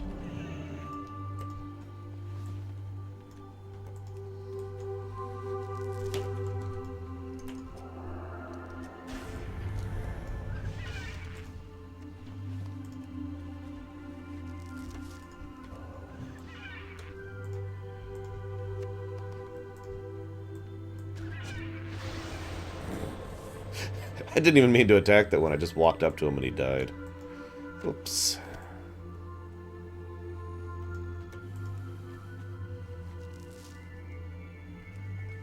No, that is part of why I think that. Only by like 10 minutes, Vanessa. So, yeah, that is part of why I think that, Mind Blast. Freya is a thing, and she does have her own situation settled like that. And she's just a watcher. We'll actually see an avatar of Freya up in a little bit here, once we finish the Nessingwary quests. Excuse me.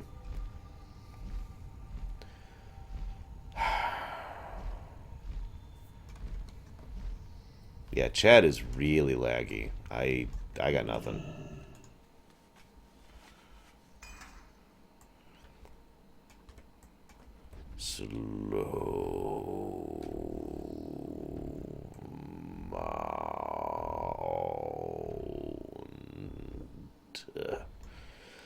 Gulump.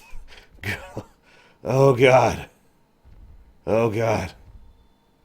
We're never gonna make it. We're never gonna make it. It's in sight, guys. It's in sight. We're almost there. We're almost there. Oh God. Oh God. It's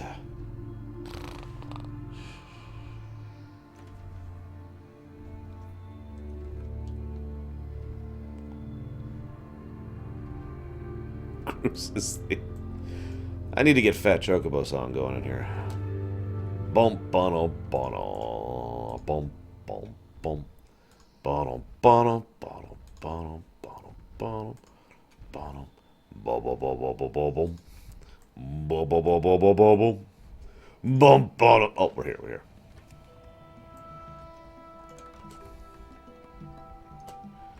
Oh my God! Look at that lag. When was that said?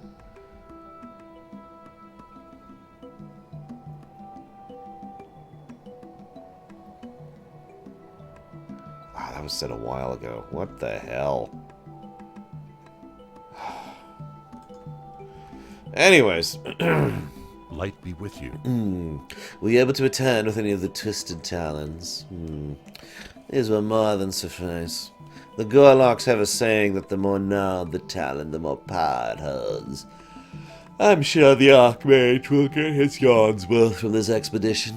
Go with honor, friend. My, you're a tall one. You have those eggs? Ooh, very nice. I've gotten so tired of robotic squirrels and robotic chickens for company. It'll be nice to have a pet whose joints don't require oiling. Alrighty then. Now, let's get him at a stepladder. Be seeing you. You need something? Broodmother Slavina is likely to be a snarling ball of teeth, spikes, and talons, and you've gone and stolen her children away.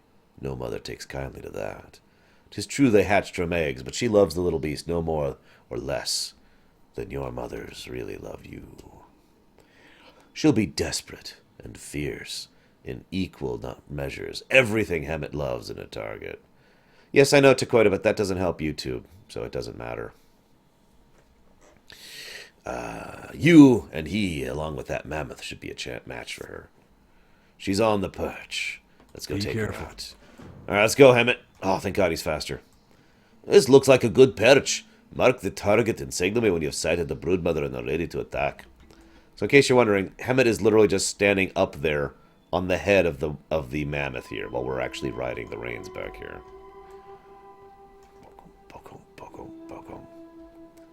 So we have an ability called Stampy Stompy Stomp. Just want to point that out. And then that one. Which is the big one. Oops, right, she's up there. Oh, that could be Takoida, yeah. I actually had someone point out that I don't have to put the chat up on anymore because Twitch is implementing that, to which I'm like, yeah, that won't help YouTube at all. Sorry. There she is. Broodmother Slavina.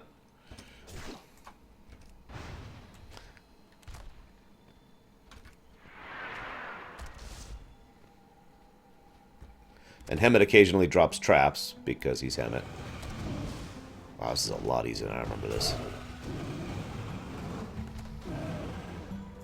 Hey, the babies will be able to make things work for themselves. And she's down.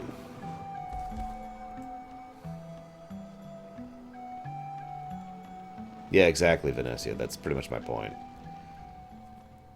It would be nice if I had some way to record chat without like having to have it take up real estate on the screen, but there is no such way, so I'm just gonna live with the fact that chat always has to take up real estate during a Lorerun.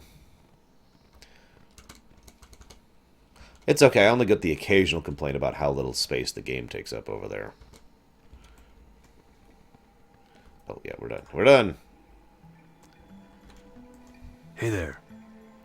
Well, I had this whole speech prepared, but the old man has something he wants to say to you. For the Alliance. Oh, what a fight you missed, Dorian! It was one for the ages. There we were, riding into battle at full speed on the back of Stampy. Everything was shaking all over the place. I could hardly steady me gun. And then we saw her, the fearsome beast. It took all of Valvaxis' skill to maintain control of Stampy. The battle was a haze of blood, lead, and sweat. The broodmother's attacks came faster and faster, but in the end, Valvaxis and I prevailed through our wits and teamwork, and now we have this glorious trophy as a memento of our victory. Do I detect a bit of jealousy, Dorian? Well, I don't know. I was here tending the fire and discussing the drawbacks of cogs with Zootfissel. That's pretty epic too, in its own way.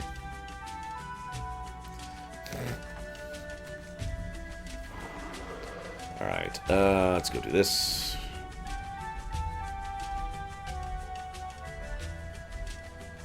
There's a village here. I wonder who lives there. It's probably not important. Yeah, one thing you cannot accuse Hammett of is not having a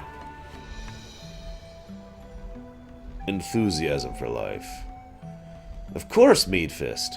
I got them by killing a bunch of innocent baby animals. Hello, Charlord.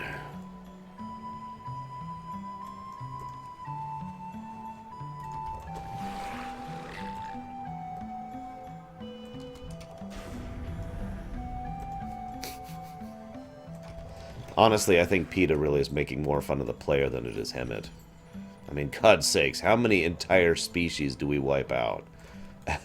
Just going around trying to get the frickin' drop to, you know, the frickin' quest item to drop. As I kill, like, the entire lake's worth of enemies here. Don't mind me. Just killing everything. Of course.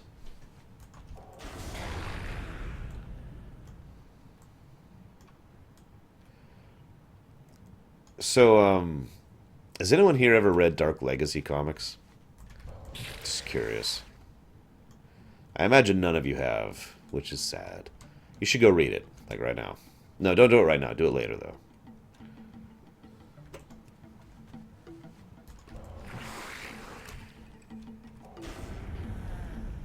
Beasts I would like to see tameable. Yes, the WoW comic is the one I'm referring to. I actually can't think of any specific beast I'd prefer to have tameable. I already really have, like, the beasts I want. Anyways, I asked because there was a comic he did once where he was talking about how why animals have been getting cuter and cuter over time. Because people will kill all the animals except the cute ones. And they'll be like, oh, we'll save you. And so as a product of natural selection and kind of artificially enforced natural selection, only the cute animals survive, which live to spread their genes of being cute animals, which make more cute animals and more cute animals and more cute animals until every animal is this adorable thing and entire species are going extinct because they can't kill each other because they're too adorable.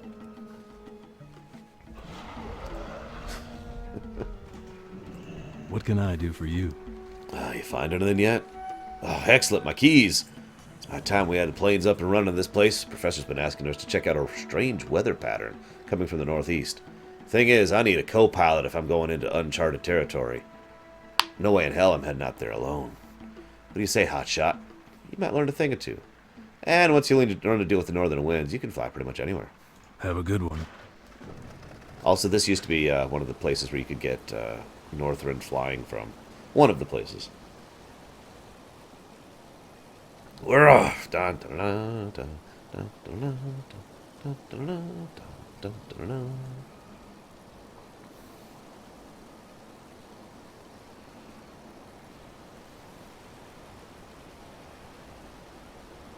It does sound like something out of Discworld, doesn't it? Whoa! Hey, it's the Avatar of Freya. She's huge! Don't say that to her face, though. Hello, Dread. Holy crap, there's Scourge here. Why are there Scourge in this? Oh my god! Something's wrong, guys.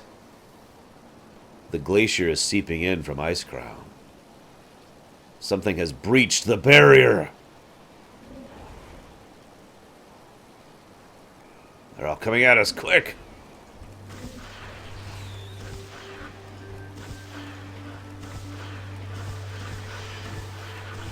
This is kind of a neat quest.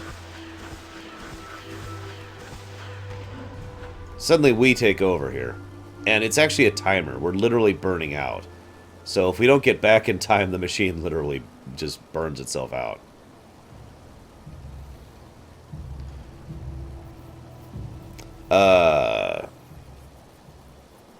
Hrothgar's Landing. Yeah, I'll probably do that later. Now that I'm thinking on it. Oh, shoot. I need to check that. Dreadfuse, there's two easy answers for that. Easy answer number one. The Avatar, of course, doesn't have to look like the original being. I mean, remember what the Avatar of Hakar looked like? Easy answer number two. They hadn't actually made the model for Freya yet, so they had to come up with a model they already had. And if you notice, whoa. The Avatar of Freya is basically just a female Vrykul, which was a model they already had they could modify. Easy landing. There's one thing Just Cause 3 has taught me how to do. It's how to land a burning plane. Greetings. Oh, you saved my life up there. Nice flying. See you later. Alright. Let's go ahead and do the oracles first. I don't know, Nardu. Depends on how long it takes us to go through Sholazar. Sholazar is kind of a small zone anyways, though, so... I mean, we've literally only got 2 quest bundles left to do. The oracles and the Scourge stuff.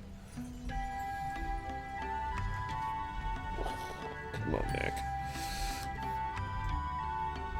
Alright. Hey, look! It's the Frenzyheart. Dumb, don't shoot at it. Get one trophy in one piece. Yeah. Stupid. Oh, by the way, they also like to call people stupid a lot, which goes back to what Rory was saying earlier. Well, I was supposed to kill this, so, Careful. Ah! It's coming right for us. No, you steal kill. Now you owe Gek. My kill. You take my kill. He taunts you with his spear. You dumb blood elf. Now you owe me. You be Frenzyheart slave. You slay many more beasts for Frenzyheart. You go Frenzyheart village. You go tell Hackjack this. Your new slave. Go, or I taunt you a second time. He waves his spear around menacingly.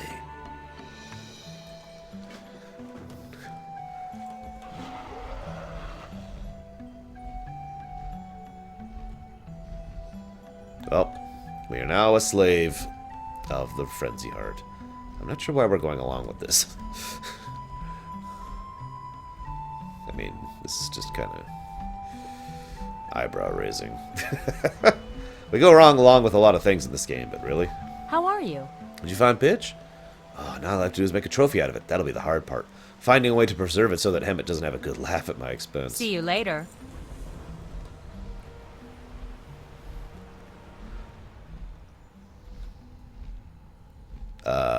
No, I have not. Was it one joker? So, now that we're slaves, let's go and act like slaves. Hey, buddy. You new slave? Good, we running out. You think you great hunter, huh? You know Frenzyheart. You know nothing of hunt. Gogurk, great ape hunter. He slays so many ape, you can't count on claws. Hang on a second. Hang on. So, based on their hands, that means he's slain at least 9 apes. You go with Gorgek. Hunt hard knuckles to east. You the slave, Belaf. You do what Gorgek tell you to. Okay. Hello, Gorgek. Slave thing! Rackjack want me babysit you while I kill hard knuckles. I feeling generous today, so I let you kill too. But don't get in Gorgek's way. Rackjack don't know yet, but Gorgek has eye on big hard knuckle mama. We go hard knuckle clearing to east. Poke soft knuckles with poker. She's sure to come yelling.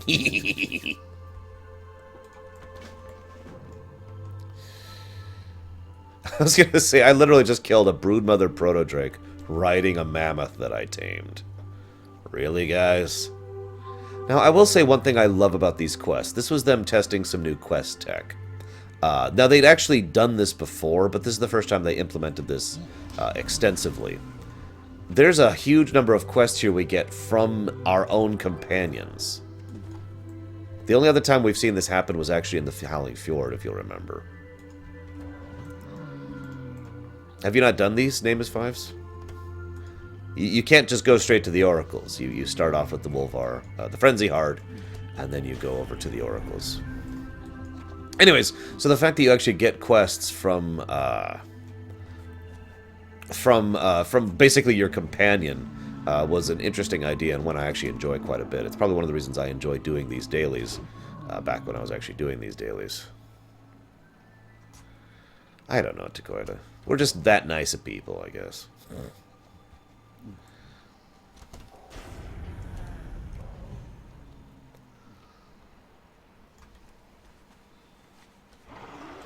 You know, I can actually picture the character being like, "Oh, isn't he cute with his little spear? He thinks he's threatening me.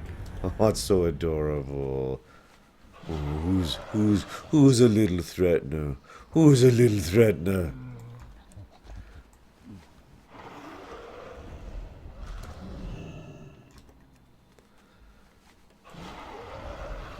The oracles give you a mount. The Frenzyheart gave you a toy, I believe.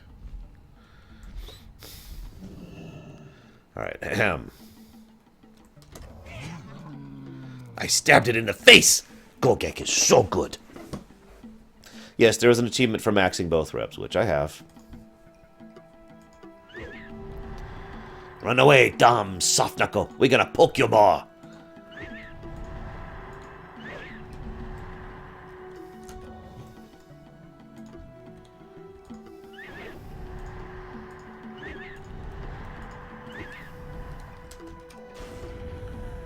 I also like how they use the word slave as if they have no idea what it means. Because they still pay you for your work. Oh, there she is. That's how it done, slave thing. Maybe you figure it out someday. Yes, I do, Venetia. Right.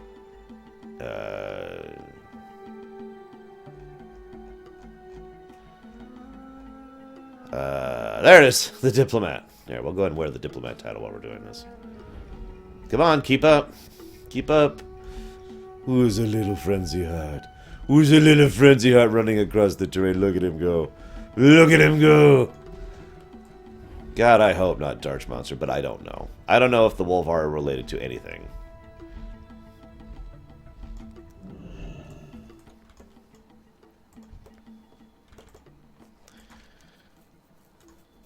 Gogek take you to kill Big Mom of Hard Knuckles, huh?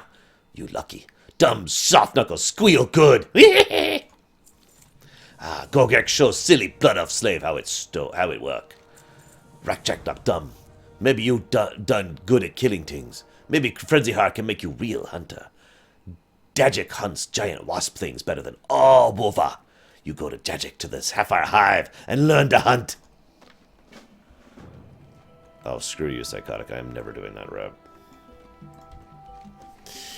Bristlepine can be dangerous, but most stay away from Wolvar. Wasps, on the other hand, they not fear Frenzyheart. They even kill our hunters. I know Rackjack want Wasp Queen dead, but no Wolvar want to go into Hive. You kill Wasp Queen. Me get Stinger. Me bet Rackjack like that. Frenzyheart came here not long ago for new home. Big Tongue's home pretty nice, so we take those two. They ugly anyways. By the way, the fact that the Frenzyheart think the oracles are ugly is pretty much their primary motivation for hating them. I'm not kidding or exaggerating about that, by the way. He was going to make... I was going to draw a picture of best attack plan, but you have my chalk.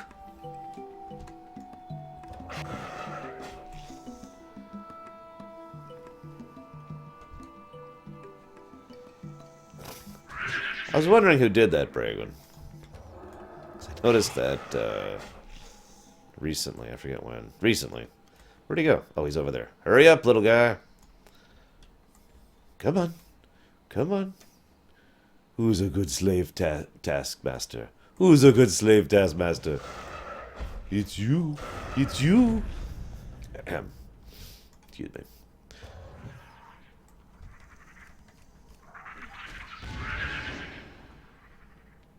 I like to think that this is all happening in lore, by the way. What I mean by that is the player character is literally just obliterating everything, and the Wolvar are like, oh, no, yeah, you do okay, you do acceptable. We think you're okay for now. You know, just completely trying to hide how incredibly impressed they are and cover their own self-doubt, self-consciousness, you know, whatever, something like that. And then we get to the oracles who are like, oh, you amazing. And they're just so naturally innocent about it that they're just flat out like, oh, you're the best, you know.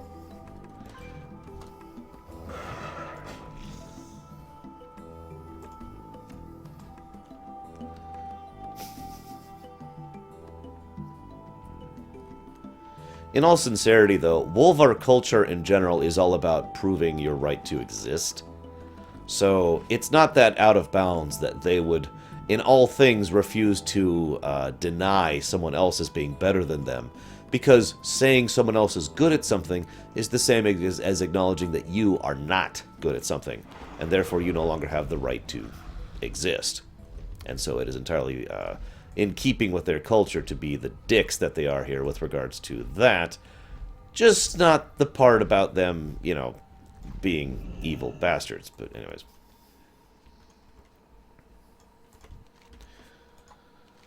You smell like wasp things. Oh, you kill Wasp Queen! You're stronger than thought. Maybe wasps go away now and stop attacking hunters. I am now hated with the oracles and friendly with the Frenzyheart.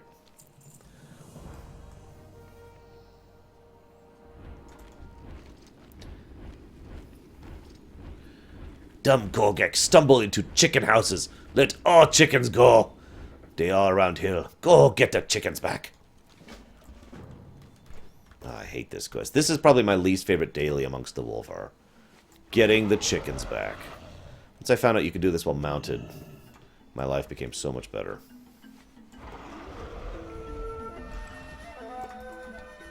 Ah. Doing this on a warrior sucks, by the way. Because that's the character I actually did this stuff on.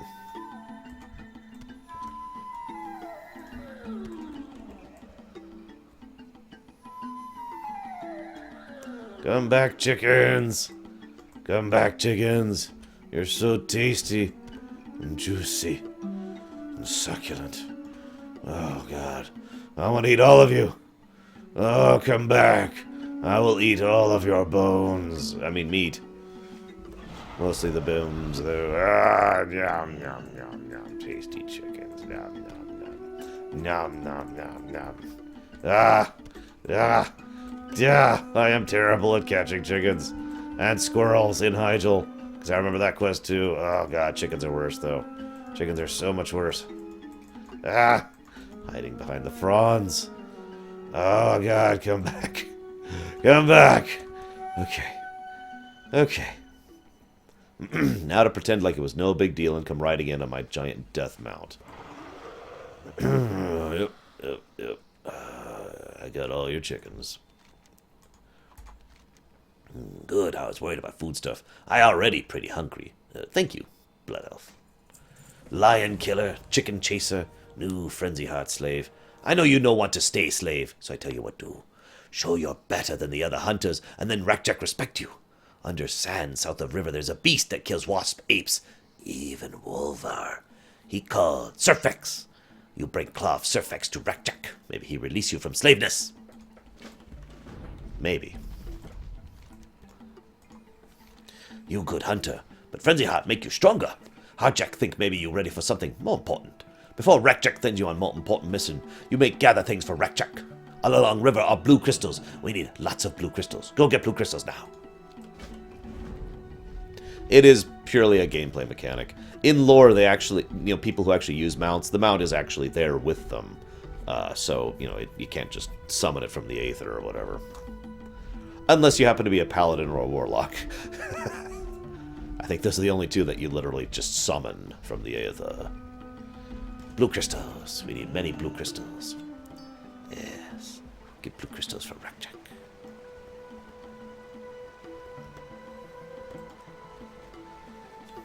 That's true. I am made stronger by the Frenzyheart tribe. It is hard to deny the truth of that. I have to admit, I changed my mind. As much as most of the jungle zones pretty much have the same general visual feel to them, I like the music of this one better than most. It also feels more... I think the word I'm looking for is tropical than most jungle zones in this game. I don't know, is that a good word for this? I mean, it's not like there aren't other tropical style zones, but this one feels more tropical. Does that make sense? Meanwhile, chat's like, no, you're just crazy, dude. I'm like, well...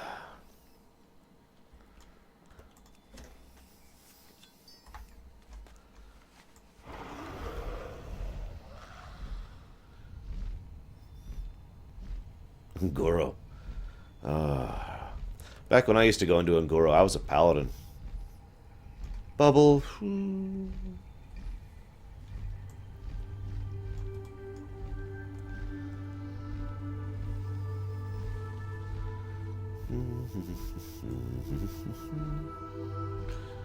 Actually, yeah, that's a better word for that. I agree. Relaxing.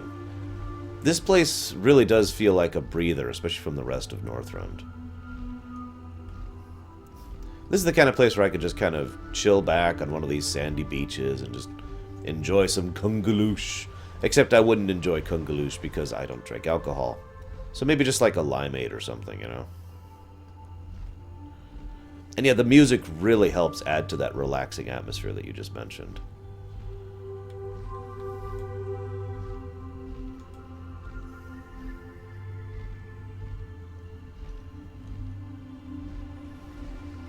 Oh my god, spawn!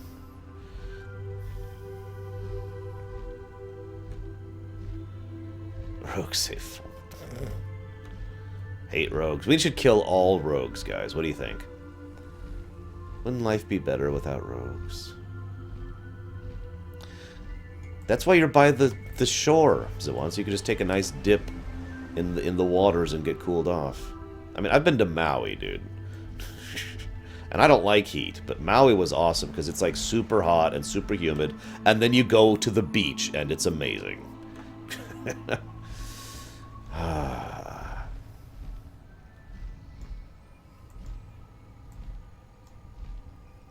Okay, seriously.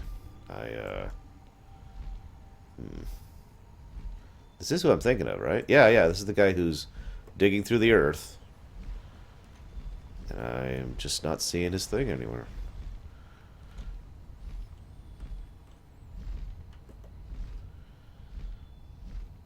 Take the tour guide and throw sticks at the undead. Oh, there he is. There he is. Hey, buddy.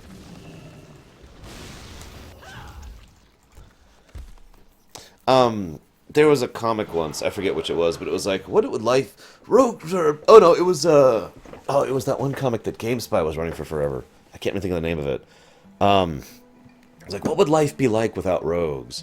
And it cuts to, like, this beautiful, idyllic world where everything is peaceful and perfect and it's a paradise.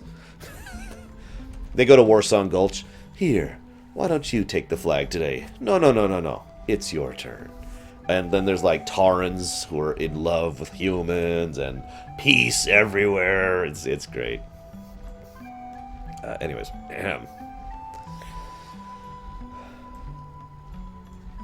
gotta admit, you could make quite a killing if you could actually, like, send people into WoW for a brief period of time, just as, like, a vacation thing. You know, not like full-time, because Sholazar is pretty dangerous, but yeah. No, not Dark Legacy, it's, You're gonna make me look this up now. Flintlock. Flintlock's Guide to Azeroth was the name of the comic.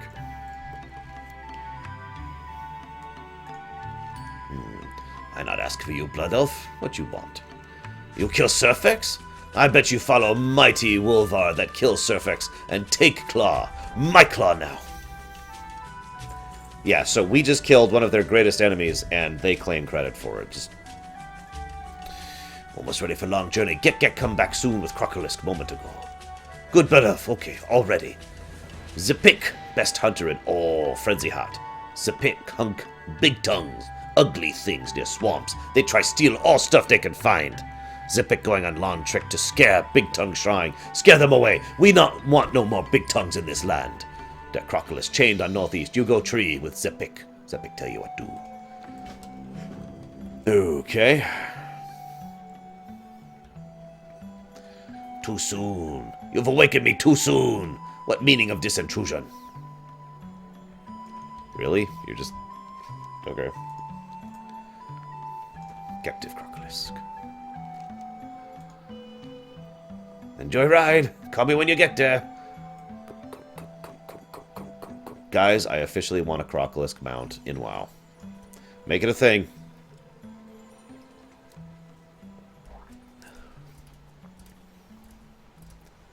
By the way, his name is Zipik the Gorlock Hunter.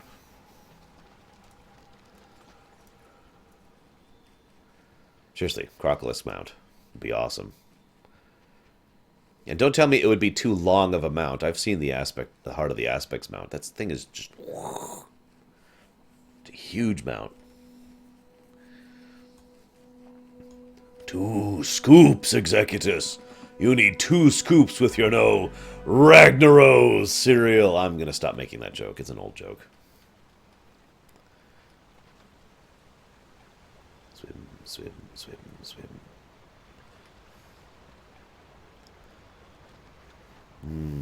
I've never had crocodile. I know people eat crocodile. I'm hungry. What do you want from me? I wonder what Wolvar would taste like. No, I'm kidding. I'm not cool with eating other sentients. Not a thing.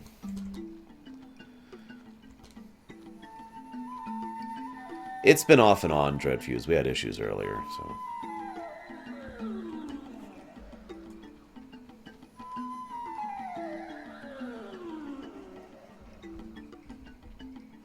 I thought that was the cheese that tasted like despair.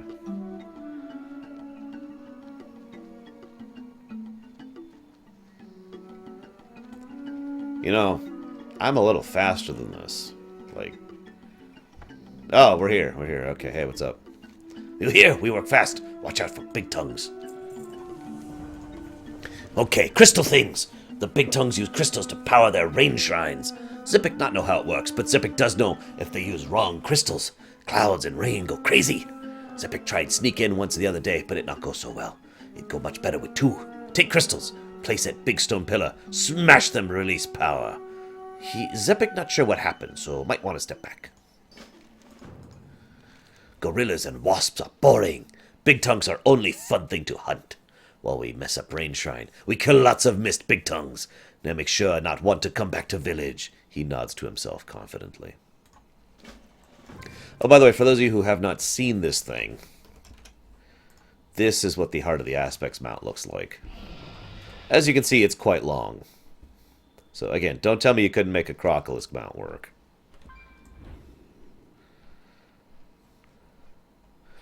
I think one reason I like hunting big tongues so much, they're not as dumb as other hunts. They give real fight. Oh yeah, by the way, so any of you who are like, oh, Nessingwary is super evil, this guy actually enjoys hunting other sentients. So, I mean, that's a thing. So I'm just going to massacre a bunch of these innocent people here. Massacre, massacre, massacre. Killing all the innocents because I am an idiot. Bum-da, bum-da. What the hell is wrong with me?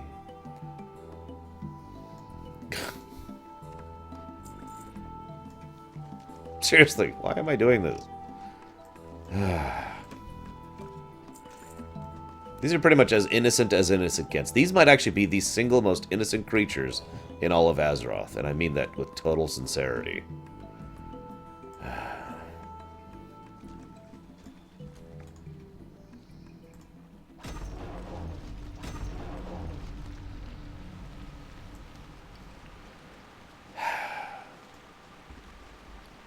Where's his, there it is.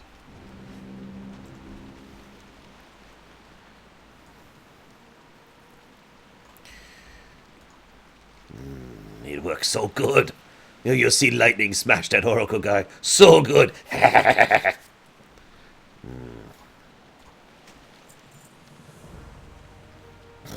stabbed those big tongues good. You did okay, I guess. No, I'm kidding. You good hunter. I'm glad to hunt with you. Okay, we done. Time go back. No Crocolisk to ride this time, though. Need be careful. Do not go for too far below ridge, or we might run into Big Tongue Village. Zepik not think they like us right now. Probably back siege, which is okay. We might be 85 before we finish Northrend. No, that's a lie. We won't. With only 2 zones left. Well, I'll be sure to kill him and break his heart as quickly as possible, Venetia.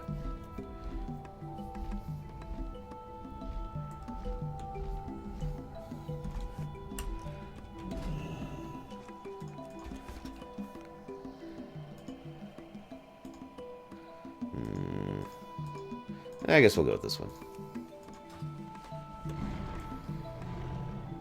Also another long mount here.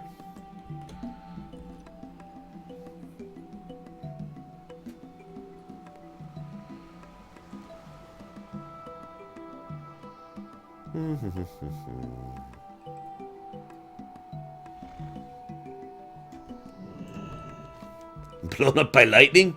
He breaks out in laughter for a moment. You good hunter, Raktek like you. Maybe one day you be honorary Frenzyheart. Only maybe though. And now we are honored. Okay, lady, Raktek have big important job. You go capture injured big tongue that tracker spotted.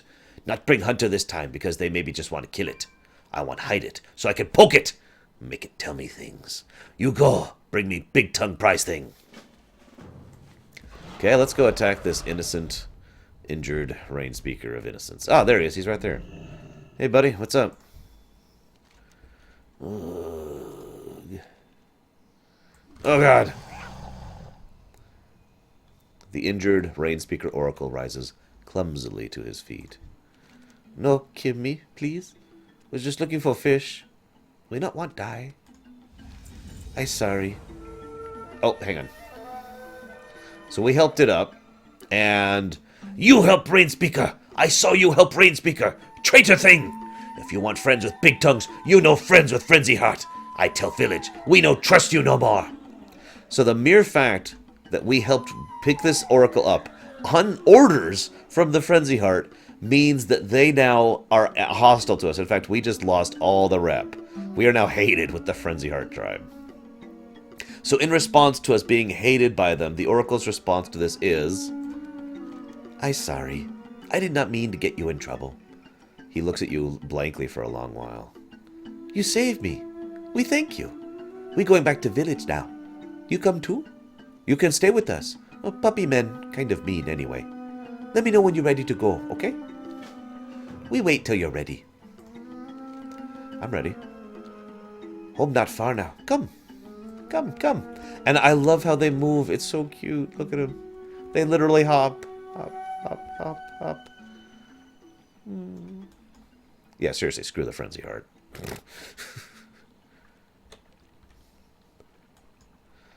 That is literally pulling a technically, isn't it? Excuse me, a technically. You helped. You didn't kill an oracle on sight. Therefore, you are clearly evil incarnate. Hop, hop, hop, hop.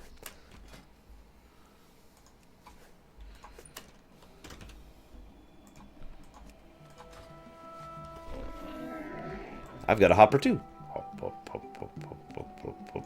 Hey, you want on? I got room. It's okay, dude. I've got room. You can... Okay, whatever. Hop, hop, hop, hop, hop, hop. Thanks. Oh, no. Puppyman followed. Dumb big-tongue lover. You not friends of Frenzyheart no more. Frenzyheart get you good. And no, I don't think that's happening. But, this is why. You're dead.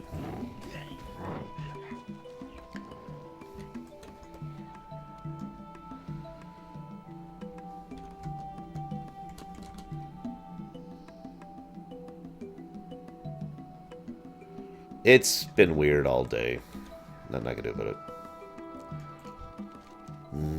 You help us? You're welcome then, Dryskin. We were here a long time before big puppymen came. This sacred place. We will not leave. You seem like you're good. But we have Lafu stay with you just in case. You understand, we think. They're snake things. They keep trying to eat our hatchlings. Go with Lafu.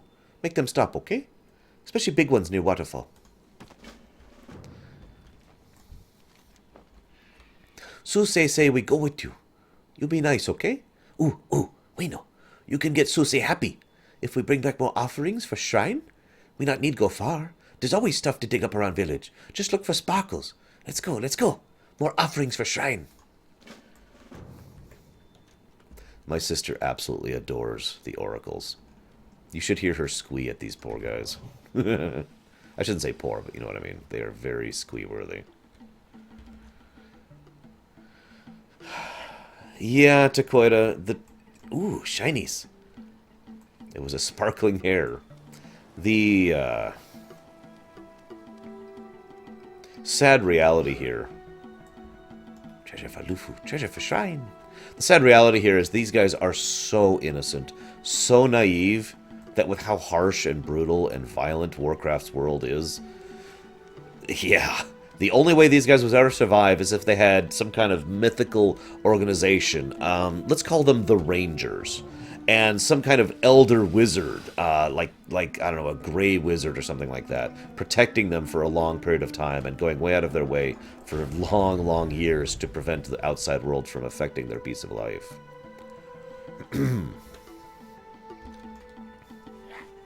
Treasure for Lufu, treasure for shrine. Got it. Screw you, bunny. Or, I mean... If you kill the bunny, you get a run buff. I wasn't just doing it for fun. So, okay. The oracles are actually gerlocks.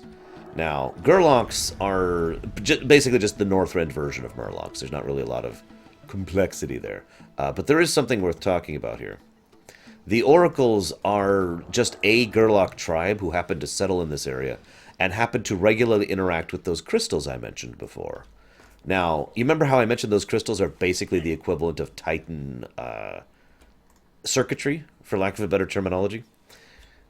those crystals, over long periods of generations of having them here and having their children born up them and having their children born up them, so it's kind of an iterative process, basically changed them from being your standard gerlocks, which is more like into these guys who can speak, common without any real issues, who have an actual in-depth culture and society. They believe in trade. They understand magic better. Basically uplifting them. Unintentionally, a completely unintentional byproduct of the Titan machinery within this zone. Maybe more shiny bugs. We like bugs. Hop, hop, hop, hop. If you've ever played Spore, there's actually a bit of a parallel here. In Spore, there's actually a thing you can build for your ship that's basically the monolith, and if you drop it on a developing planet, one of the races on that planet will develop into a full sentient sapient species. So that's pretty much what happened here. It's just the catch is the Titans didn't do it deliberately. Theoretically, any species that's been living here for a long time would have the exact same process happen to them. Now, to be more clear, this is a long-term process, and gerlocks already have intelligence. They already have some communicative, some cultural, some civilization concepts. So, like an animal living here probably would not be ascended in such a way, except if it took a very, very, very, very long period of time to do so. Theoretically, though, given enough ages, all the animals of Sholazar might actually become sentient sapient beings as well, which hopefully we'll never have to actually see that. No, Psychotic, because it's not a maintained effect. It's something that was altered basically, let's say on the genetic level, I think is probably the best way to explain that. Because again, remember, this is an iterative process that happened over generations, as more and more and more gerlocks were born here.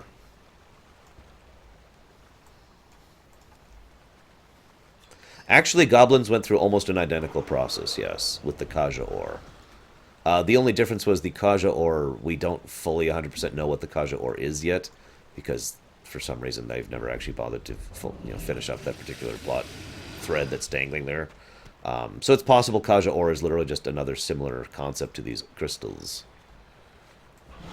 But regardless, there you go. Regardless, yeah, it's the same basic process that happened to the goblins.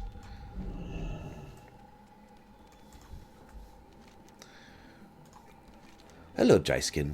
You get along with Lufu good? Oh, shinies for Great Rainstone. Good, good. We offer these right away. Lufu thought of this, right? He very smart rainspeaker. Also, I love the random quotes they say, because one of Lafu's random quotes is, "Hi." Snake gone? Oh, good, good, Belaf. We thank you. We have a great idea. You are friends with puppy men. Maybe they listen to you. We want you to give offering to Shaman Vekjek. He's southwest where river turns into waterfall. Tell puppy men we no want fight. Tell them we play nice. You good, Belaf. We trust you do this. So, I know that this is really obvious, but I just really want to shine a light on this. It took us like 5 quests and working with them, with people following us, for the Frenzyheart to finally be like, okay, maybe you're okay. Here we've done 1 quest and they're like, oh, we trust you. Now, I'm not saying they're better people, although I totally am saying that. What I mean by that is it once again speaks to the naivete of the oracles in general. These guys have no idea at all. And they immediately use us to try and reach out a hand of peace to the Frenzyheart. Disgusting big-tongued friend. You don't belong here. Go from Frenzyheart land or I call magic stuff to kill you. And it's like, Shaman Vekjek, I have spoken with the big tongues. They desire peace. I have brought an offering on their behalf. Frenzyheart, never be friends with big tongues. You dumb to come back here. No, I wasn't trying to betray your people. I was just defending myself. This is all a misunderstanding. Frenzyheart, kill you if you'll come back here. You no welcome no more.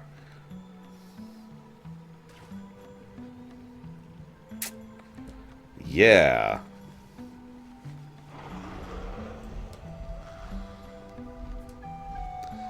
Do I need to make my point here?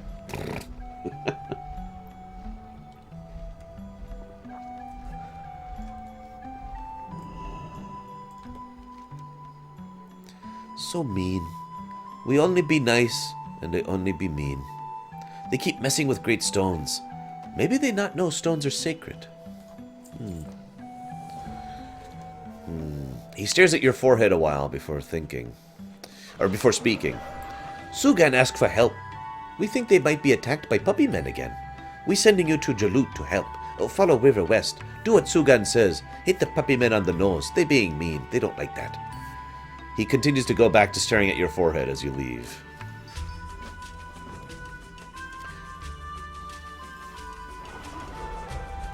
Yes, the Frenzyheart are as bad as the Alliance. I agree.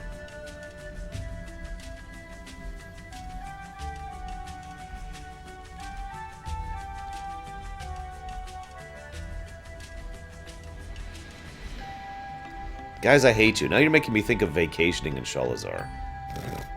Why'd you put that thought into my head? I must make this a reality. Quick, I gotta go invent the holodeck. I'll be right back. We think you see you before. You visit Mist Whisper Village sometime already? Susei say you good. Susei smart. So we trust you too. He offers an awkwardly large smile. What I not have in height, I make up for in magics. I take care of Great Miststone good. Most of time anyway. Dumb puppy men. Some puppy men come and smash blue crystals at Miststone. Lots of rain and lightning and badness. Blue is wrong crystal for Great Miststone. Dumb puppy men. After lightning, puppy men stole big treasure we had in Sea Lake. We need treasure back to give to Miststone. Miststone angry after what puppy men did. One who took it named, Tartek. Tartek, that did. He went to camp to north. Please go get treasure back. We try to be nice puppy men ever since they come, but nothing but mean. We okay with them being dumb. They not do much harm, but now they mess with sacred shrines. Sacred shrines not for messing, though. The sacred great stones are here from all the way back when the great ones made us. We wouldn't know what to do if the great stones were hurt. Go to camp to the north. Please make the puppy men stop and not come back. Will I reach?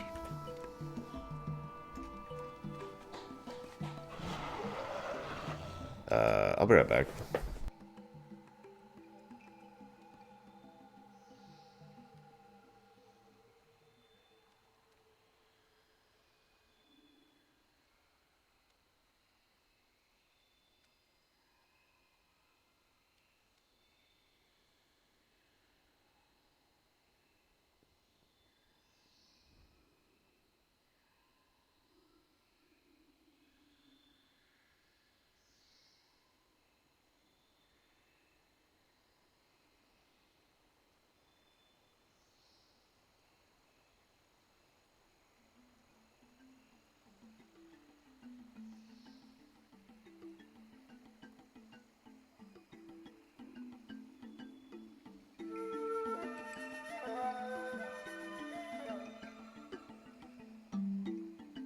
Apparently Manchester City and Liverpool are going at it right now. They just tied it up.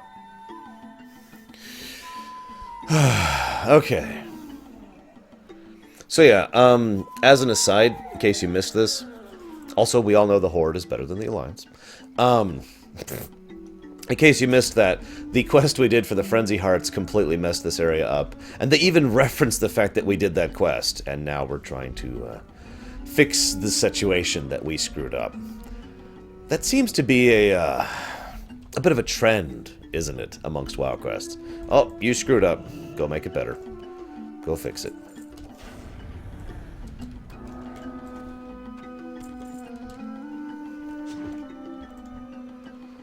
So, who here would like to wipe out all Wolvar life forever?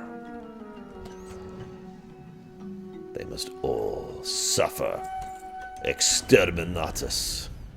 Right? Right? That's how that works. Yeah, I know, Darker. So, in case you guys missed this, by the way, the quest giver literally wants us to bop them on the nose. We're not bopping them on the nose. I'm not sure our character knows how to bop someone on the nose. Are you kidding, Deutsch? Given how many times I prevent that from happening? Let's see. I stopped Malygos from doing it. I stopped Algalon from doing it. I stopped the Tol'vir from doing it.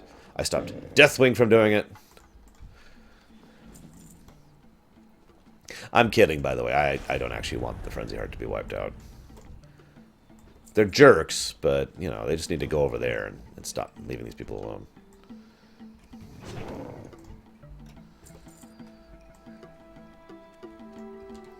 I mean, seriously.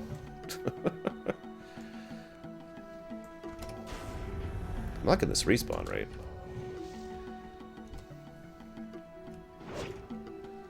Alright, where... Oh, it's up here. Duh. That's true, we're just hitting them with... Oh, actually, we have Gorehowl equipped right now, so,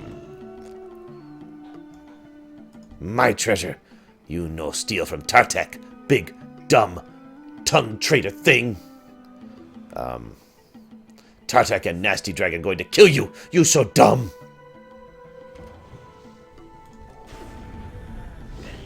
Any questions? Seriously, though, I would totally be in support of, like, if they added quests in the future, where the oracles are still here, but, like, they're threatened by, you know, outside races or whatever, and so we just have a whole quest to keep them safe from the outside races to make sure nobody messes with them. I would totally do those quests. Like, without hesitation. Well, Venters, you see, and then the Nethers, yeah, and that's how he has it. Any questions?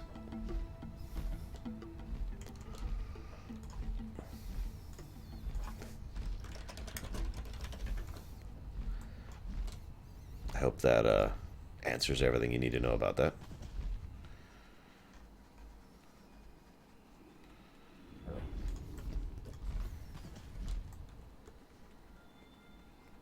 I like how two people asked that at the same time.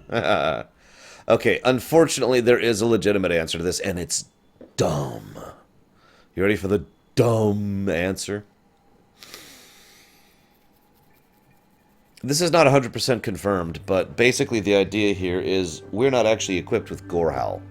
We have an alternate dimensions Gorehowl, because Malchezaar was bending reality at the top of Karazhan to enter other dimensions, so he found another dimensions Gorehowl and brought that in for himself for whatever freaking reason.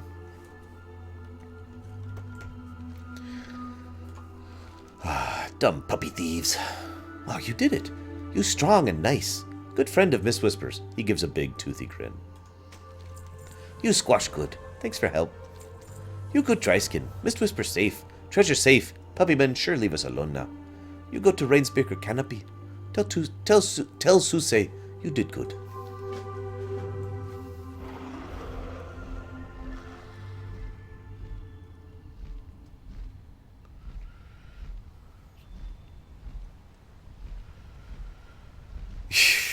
It's so dumb, though. I hate alternate dimensions and alternate realities and multiple universes. I hate that crap. Blah. No thank you. Sir, I choose to delete. Great ones keep home safe because they like oracles, I think. They know we good and nice. You back so soon. Went good then, yeah? I not think you back in time to go out again, but I wrong. I sending Moodle to nearby Mosswalker friends. Bop, silly Mosswalkers for not coming see shrine. Their village is east. You go speak with Moodle. He extra smart, Rainspeaker. You listen to him good like. Oh, planning to sit on your butt and do something useful? Or are we going to do something very useful? Well, let's go do something useful then. Yeah. As soon as I remember where that is. It's not there. Ah, there it is.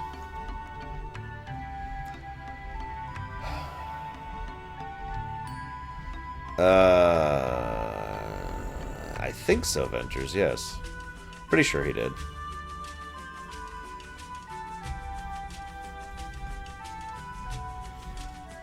We need to... You know what, Psychotic? Hang on. If someone wants to help me kill Gruul, I haven't killed Gruul this week. And the reset's in a day or so.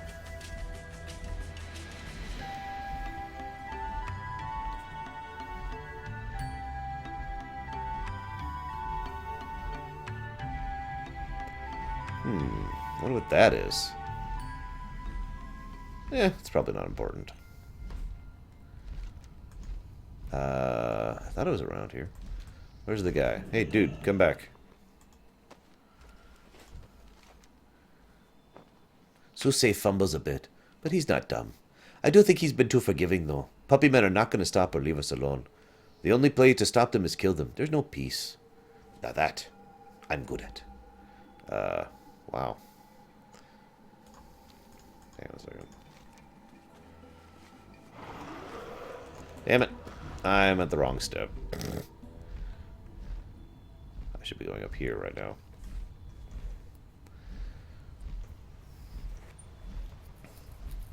He did leave Gorhal there, yes, but I'm sure someone picked it up. I mean, I hope to God someone picked up Gorhal. And that someone is probably definitely not Kairos. Frickin' Kairos. Idiot. You ever have a situation where you get someone's plan completely, you just think they're an idiot for having it? It's kind of what I feel about with regards to Kairos.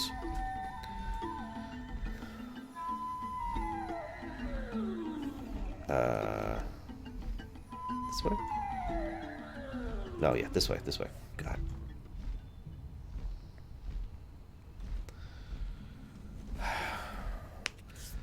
That would be expected, the one Joker. But it would make me very sad. Innocence is a rare enough trait as is. It should be treasured. I don't blame you on that. I mean, for God's sakes, we finally have a chance to actually get Gorhal. Not off of some frickin' prince in Karazhan. What do I know about the Scarlet Crusade? Everything. Why do you ask? Before you say anything, do not assume me as foolish as most oracles. I've been the world a bit. I've learned your language, and I'm not easily duped. I knew the Moss Walkers were dead before we ever came, although I didn't know the undead were behind it. They are not supposed to be able to enter this land. The destruction of the Lifeblood Pillar must have allowed them somehow.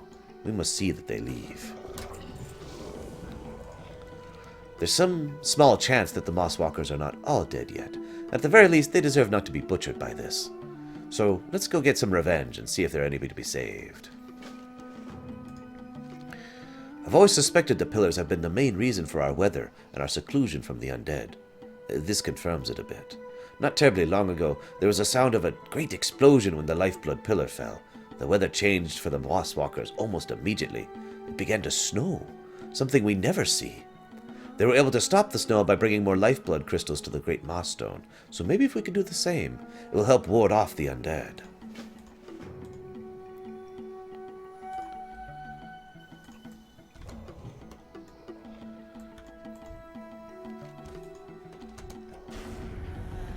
We gave shinies to shrine. We not greedy. Why this happen? This is what I mean by how innocent these poor guys are. They are literally being dragged around by the undead to become slaves and worse. And they're just so confused. This is something they just don't understand. Okay, so the Scarlet Crusade is a bunch of evil bastards. I know it's a bit of a summarization. So, they are the most... Oh, so here's another one. We do nothing to them. I don't understand why they kill us. Why? The Scarlet Crusade is a organization that was built directly in response to the undead threat in Lorerun. They believed that the other paladin orders, most notably, of course, the Silver Hand, were a little bit too kind and nice and otherwise forgiving. They're basically the most extreme versions of the paladin order. They believe that all undead must be purged in favor of the light, and anything done to purge the undead is acceptable in the sight of the light. The Scarlet Crusade has nothing, will literally think nothing of going into an area and, for example, butchering an entire city where they might suspect there might be some undead there. To use an actual example that's actually happened. Now, of course, that's not how the Scarlet Crusade started, but when you're asking about the Scarlet Crusade, that is what you're asking about. That organization. The one run by the Nethrezim. If you've been paying attention, the Nethrezim are not the kindest guys around. Why is it...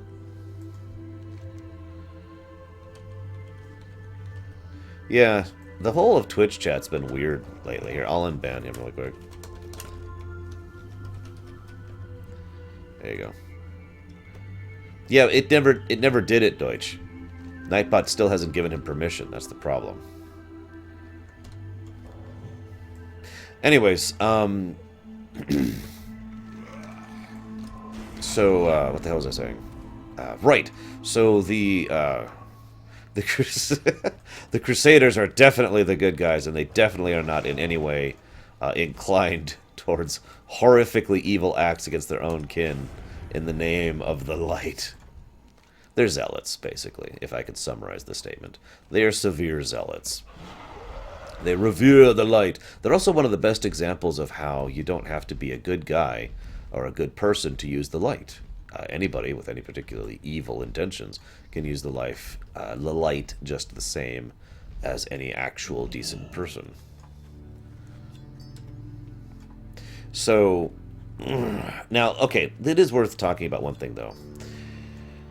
How many of the Scarlet Crusaders are actually evil bastards is kind of a debatable thing, really. Oh, gotcha. That's what happened. The upper leadership of the Scarlet, oh, they're definitely bastards. However, there are probably quite a few people who are amongst the Scarlet Crusade who are just people who genuinely believe that they're part of the cause, right? That they're actually trying to live in favor of the light and defend against evil. And I mean, obviously, these people know what they're talking about. You know, it's not like the high priests or the high clerics or the high paladins would in any way be corrupted or effective or evil. Anything they say has to be correct. It's just logical. So there's probably quite a few innocents amongst the Crusaders, relatively speaking.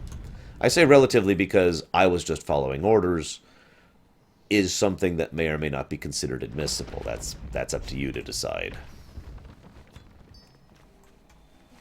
So, you know.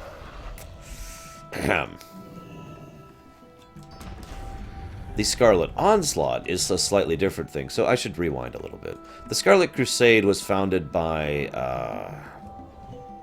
oh shoot, I can't think of his name. A priest who was an evil and political manipulative bastard. He was someone who literally was just in it for the power. He was always a bastard. Lord Dathrahan, he was actually a pretty decent fellow, a good paladin, and an overall zealous and decent individual. And a few other individuals, like Abendus, I believe, was one of the original Crusaders. I'm trying to think of who else. I know Mograine was one of the original Crusaders as well. The Ashbringer Mograine. Mograine the Elder. And after a series of manipulations and machinations, Lord Dathrahan found himself alone with a gentleman who turned out to be Balnazar, a Nethrazim. And Lord Dathrahan was either replaced or possessed by Balnazar. Sources disagree. I still say he was replaced because, I mean, I've read that comic and it's pretty clear he flat out murdered Dathrahan and then just took his place because Nethrazim can shapeshift, we know that. Anyways, excuse me. Come on. There we go. So, with the basically the High Lord of the entire Scarlet Crusade replaced by a Nethrazim, that's when the Scarlet Crusade started going down the path of whoo-hoo, and started being a little bit less about defeating the undead, a little bit more about killing the hell out of everyone. There are certain members of the Scarlet Crusade, some of these went on to become part of the Scarlet Onslaught, who genuinely believed that they needed to purge the entire world. To get rid of everything. And I mean everything that is not their particular view of idyllic light. They were going to genocide everything that didn't adhere to their philosophy, basically. It was pretty messed up, actually. They never got a chance to do so because, unfortunately or otherwise, the Scarlet Crusade has never been a serious threat to anything. They have been a threat, but not on a global level. They went cuckoo for Cocoa Puffs, guys. Let's just say it simply. Yes, the Headless Horseman was one of the Crusaders as well. Who had some bad stuff happen to him. I think that's the nicest way I could put that. You're gonna make me look this up now, because I'm pretty sure Mograine was one of the original Scarlet Crusaders. I know his son was. Not Darian, Leander, his other son. Blah, blah, blah, blah, blah, blah, blah. Founding members.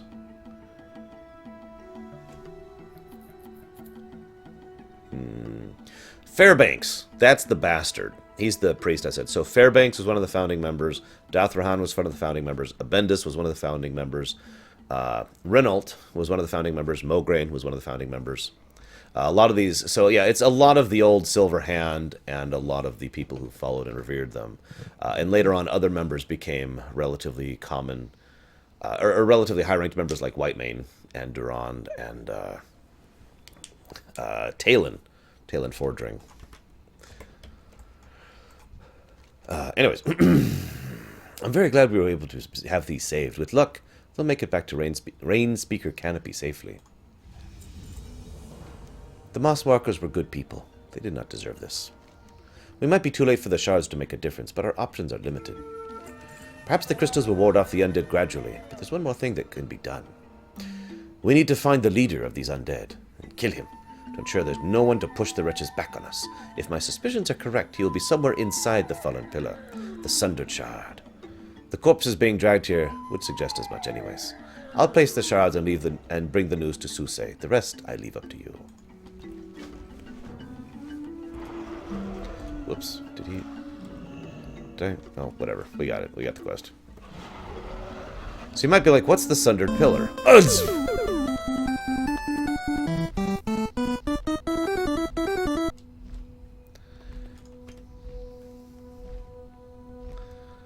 High reach. I'm going to put that towards normal because you didn't specify.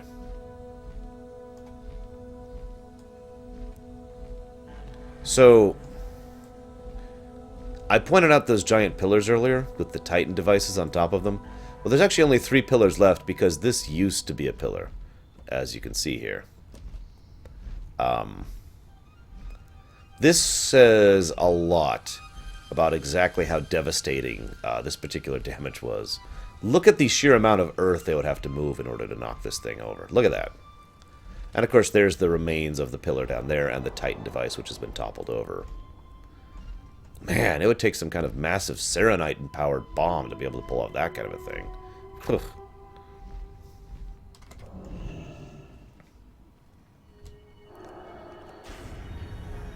You're fine, Reach. Happy birthday again, by the way, Reach. Since it's actually your birthday again. And by again, I mean for real this time. You haven't told me about it. Do you want it to go for Skittles or what, dude? Where do you want it to go? Hey, look.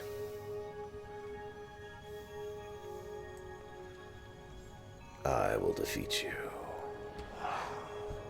Ah, the hero. Your little friends said you would come. This certainly saves me the trouble of hunting you down myself. Bam! You must choose your side. Wait. So I need to kill him to be free, to be good with the oracles. That's what I wanted to do. So you can actually choose your side here, now that you've gone through the whole chain, to either be good with the oracles or good with the Frenzyheart. I really don't have to explain why I went with the oracles there, do I? Inside Altruis's phylactery, you see what seems like an endless void, and you think you hear screaming in the distance. As you're about to leave, you notice an object floating in the void, just barely in reach. A necklace, for some frickin' reason.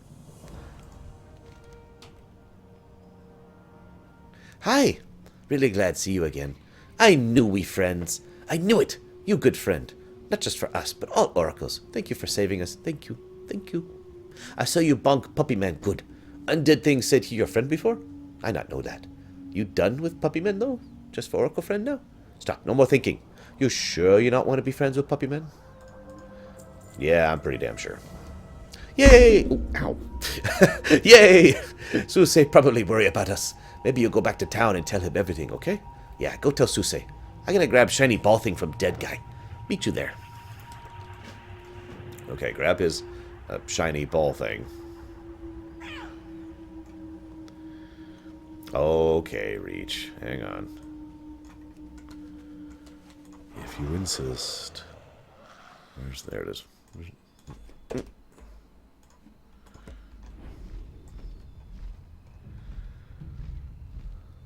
No, Reach. I'll accept. No, he only has one dread.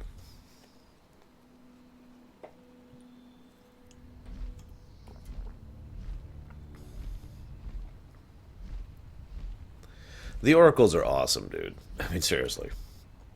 I'm all for the oracles. Forever. Ah, good to see you again. We worried when you not come back right away. Jalut beat you back. Lots of energy in Jalut. He's pretty fast. He told me you saved him from Lich Thing. Muru told me you saved Mosswalkers too. You're really nice. I hope you stay with us a while. You always need something doing. And now it's just dailies, so that's pretty much the end of their chain.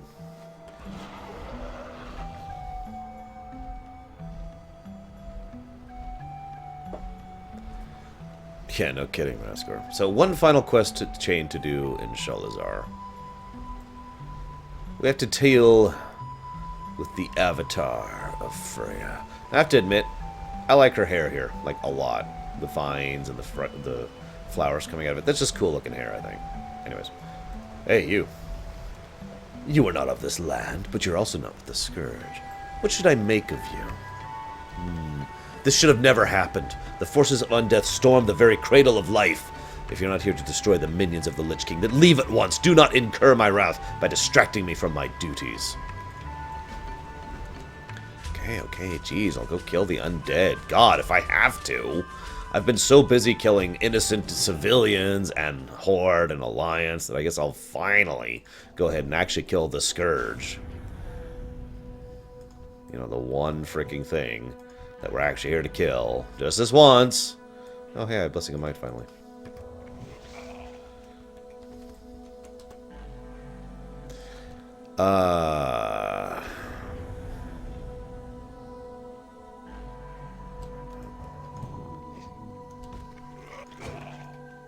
I don't understand your question, Sir Mine, but I'm going to go ahead and try and answer what I believe you're asking. So, if you purchase WoW, just plain old WoW right now, you'll have all the way up to Pandaria without issues. Once you finish doing that, you'll have to purchase Warlords of Draenor separately, $40, or $20, excuse me. Once you get Warlords of Draenor, you'll have everything except for Legion. You'll have to purchase Legion separately. I hope that answers you. I don't think we need to kill any witnesses. We just need to, again, we need to pull the Shire on these guys. Let them have their little paradise separate from the rest of the world.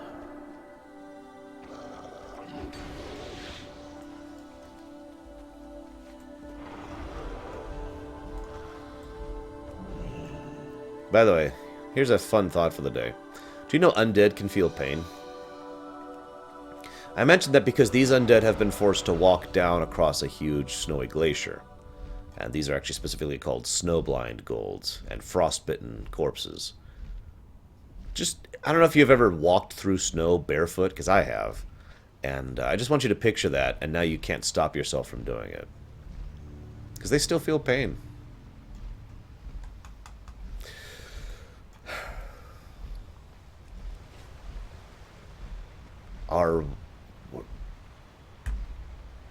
I'm sorry, Sir Wime, I genuinely don't understand what you're asking me.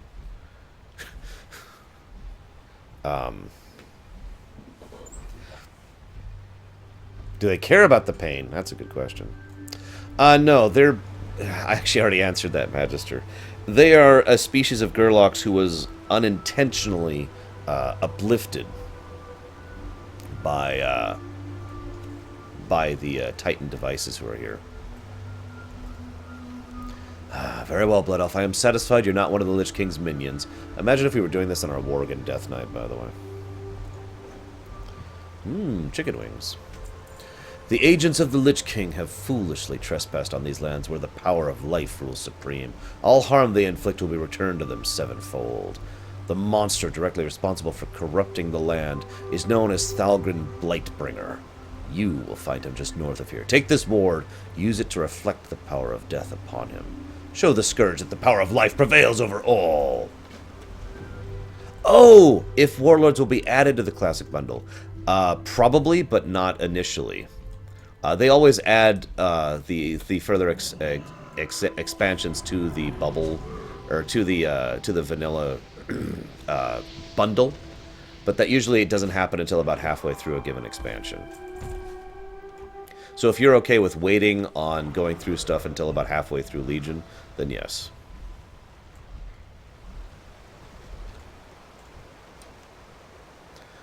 You continue to prove yourself. Maybe I was too quick to judge you. I'd assumed you were here with the poachers who were recently stranded in my lands.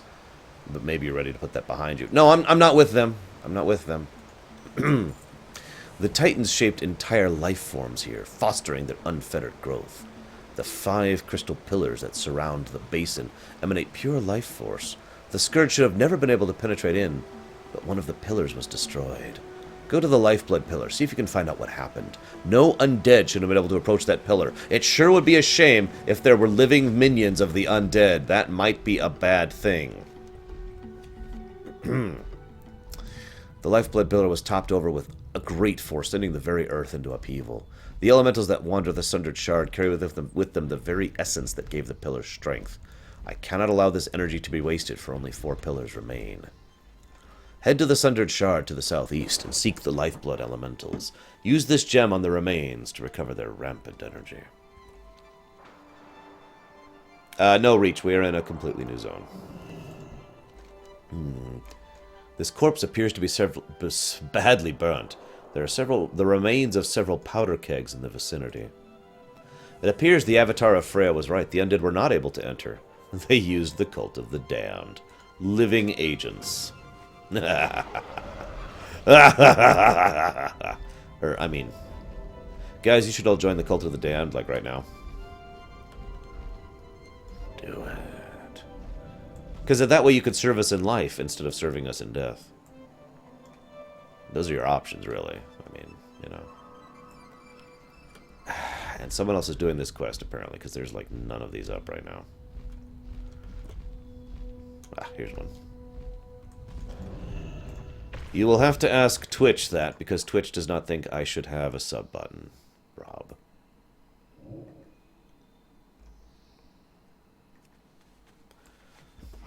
The damned stand ready.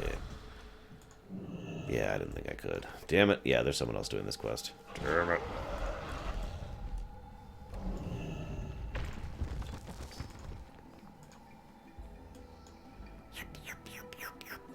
This is an interesting concept right here, by the way. These are earth elementals who are naturally, you know, just in this area because there's a huge amount of earth and life in this area. But they simply, by being here, have absorbed a huge amount of the, well, okay. We're not sure if this is anima or not. There's 2 essences that the Titans use extensively, probably Stratholm or Shalaman's Mafia, that they use extensively in their efforts. There's anima, and then there's the thing, I don't remember what it's actually called. It's the lightning energy, basically. So the lightning energy of life and the physical energy of life, the animus energy. And so most of these things here are infused with one or the other or both of those energies. But regardless, let's just assume it's the anima energy, even though I'm not sure if that's true. So I like the idea that these elementals, which just naturally roam in this area as a consequence of being in a area with tons and tons of earth elemental energy, have basically become infused with this anima. It actually makes me wonder what long-term effects this kind of technology has on elemental life. We know what kind of effect it has on organic life, because we literally see that in the oracles. But as we've established, elementals are a different type of species, basically.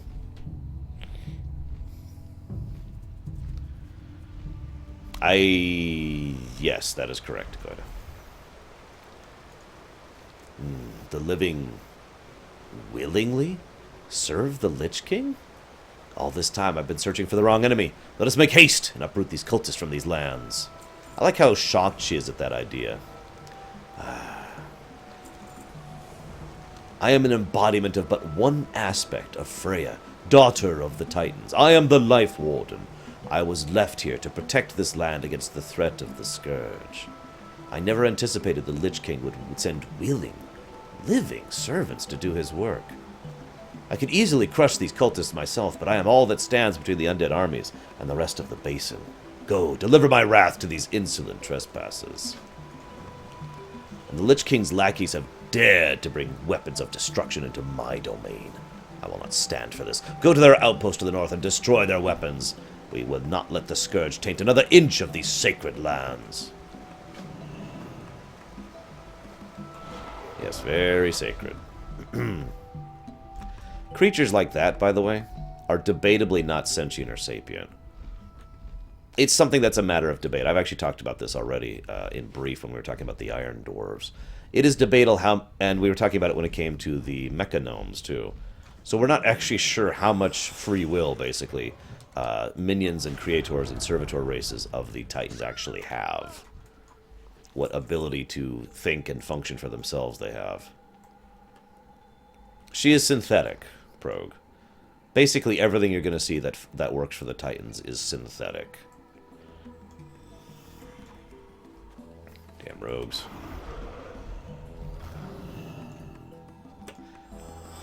Yeah, the terminology of a computer program is not inadept, because that's pretty much what all of the Watchers are. That's a good question, Zone Joker. See, she specifically says she was put here to prevent the Scourge from invading. And that makes me think she's a recent addition. Remember, however, that the Watchers in general have been basically chained in Ulduar for some time. Now, there is a window of opportunity when the Scourge exists, and before Yogg-Saron was woken up. It's a very small window, but it's a window that exists. And it's possible that Yogg-Saron wasn't able to corrupt all of the Watchers of Ulduar that quickly.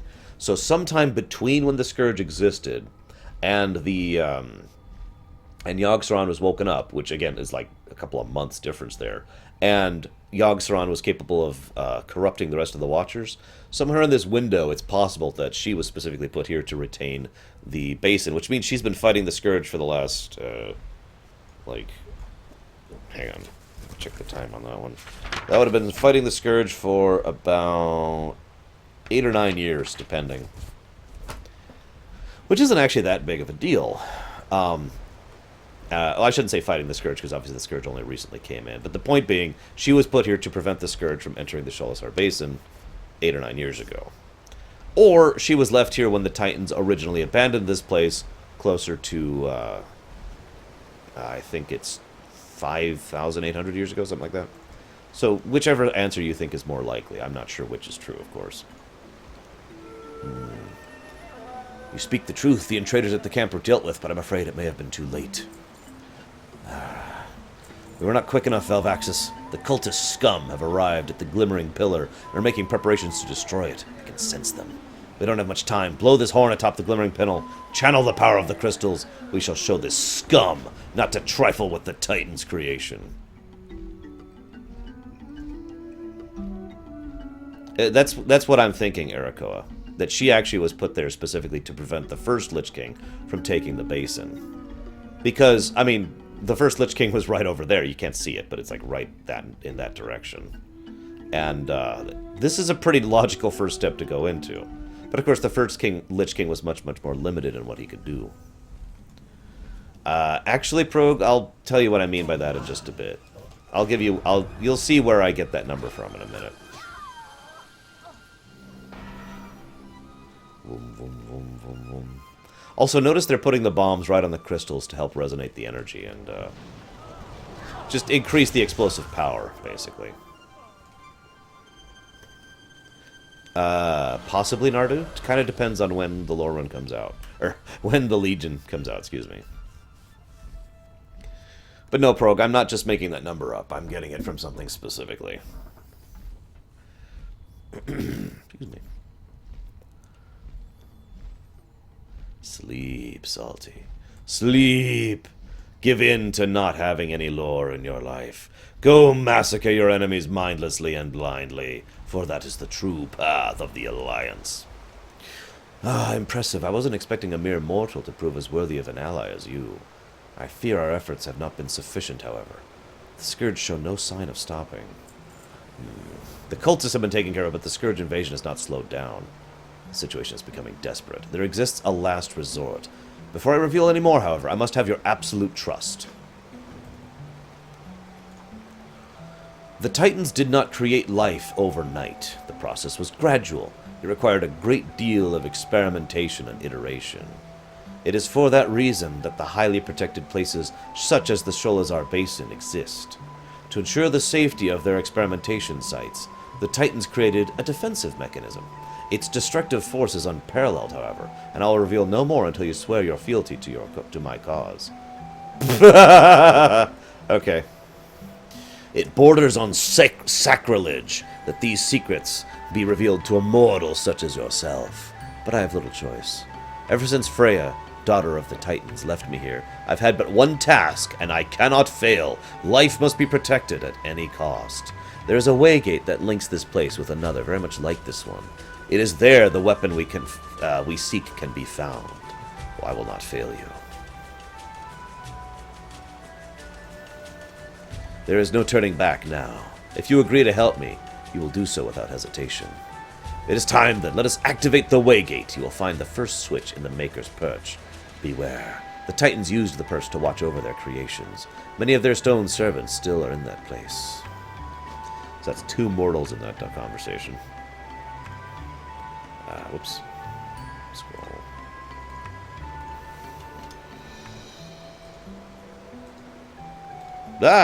Wrong thing. Yeah, chat's been broken off and on. I've got nothing. So, anyways, there we go.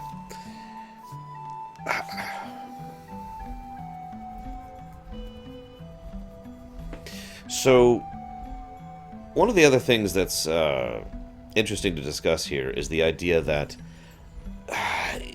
it's debatable if the various Titan creations are subject to the droid effect. And the off chance you've never heard me talk about it, even though I talk about it constantly, the idea of the droid effect is you have a form of life usually made, created, fashioned, built, whatever, that is sufficiently intelligent and advanced that this form of life, if it experiences enough things, you know, if it interacts with other people and it talks with them and it lives and has experiences, it grows from being an intelligent automaton to being a sapient, sentient life form, okay? Droid effect is a very, very common thing in fiction in general, so named for the droids of Star Wars. So whether or not the Titanic creations are subject to droid effect is actually something I find myself very curious about. We have no actual proof, though, that any given Titanic creature has ever been able to be so self-determined. Now, you might wonder why I'm bringing this up here. Well, because just about every Titan creation is extremely linear-minded. All they care about, everything that is they are, everything about their existence, all revolves around one thing. Whatever it is they were made to do. It's why the term program is so apt. So everything that they do, no matter how intelligent they are, no matter how strong they are, no matter how whatever they are, when they're always staring at it through a lens of this is what their purpose is. The avatar of Freya is actually a good example of this. She was built for exactly one purpose. I will prevent the Scourge from desecrating this land, the undead from desecrating this land, which is another reason why I personally think that she was put here about 8 years ago in that window we talked about. And that's it. That's all she cares about. That's all she thinks about. That's it. That is her whole life. And as Raskar points out, we've never seen a Titan creation do anything outside of the view or purview of its designs unless it was specifically and deliberately corrupted to doing so. The only big exception is Loken himself. And again, Loken was completely and utterly changed and corrupted by Yogg-Saron. Now, it is arguable that Loken might have had some semblance of free will, but I would argue very much that he didn't, because Loken was literally just another pawn for the old gods, and literally his only purpose in existing was to serve their will. I don't think trading one master for another qualifies as self-determination. So, we're not sure. Even Ra-Den, another Watcher we'll be seeing in the future, or Watcher Tyr, all of them always follow within the lines of exactly what it is they're told to do, what it is they are programmed to do. So,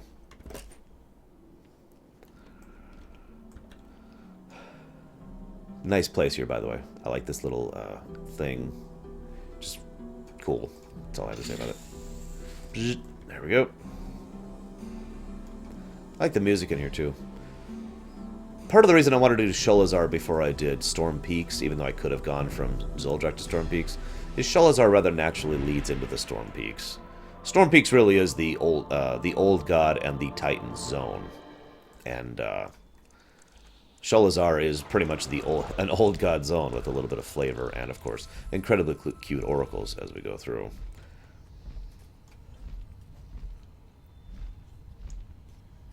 And yeah, we're not even sure if the Titans themselves have free will, for lack of a better term to use there. The only evidence we have that the Titans have free will is the fact that they are flawed. Even that isn't really a big point of evidence. And as Rasker pointed out, some people are like, well, what about Sargeras? No, Sargeras is still following his programming. He's just doing it differently.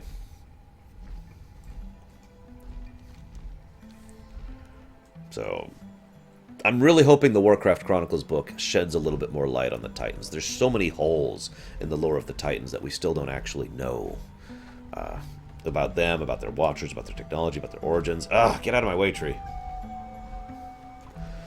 About trees. They get in the way. Yeah, anyways. We're halfway there. One more switch needs to be activated before we can retrieve the Etimidian. Etimidian? Etimidian? Whatever. We cannot stop now, Blood Elf. You've triggered the first switch, but one remains. The Titans constructed a second vantage point. Pull the activation switch, and the waygate will be opened. Okay.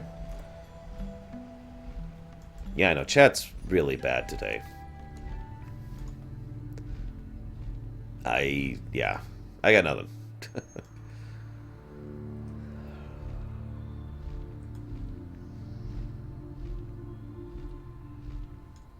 To my knowledge, yes, the one Joker. Although I think it's actually worse for Frost Dwarves than it is for Tuskar. Tuskar can eventually, with aid and tools and magic and equipment and whatnot, survive in other terrains. But to my knowledge, no Frost... yeah, that's what I want. No Frost Dwarf has ever actually managed that. I got the Quilpermeus. Yeah.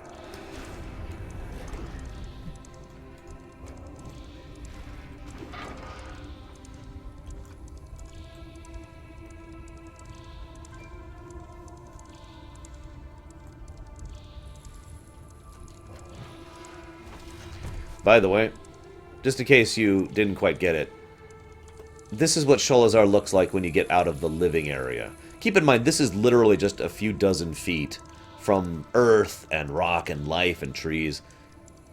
This is why I call this place a laboratory, or a petri dish, depending on your preference.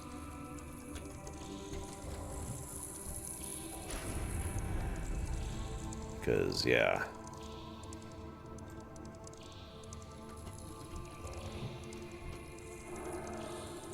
I guess I'll leave the rest alive. There's no reason to kill them, really. Okay, fine. I'll kill that one. God, so picky. I need me to kill all of them. I like the music in here, too, by the way.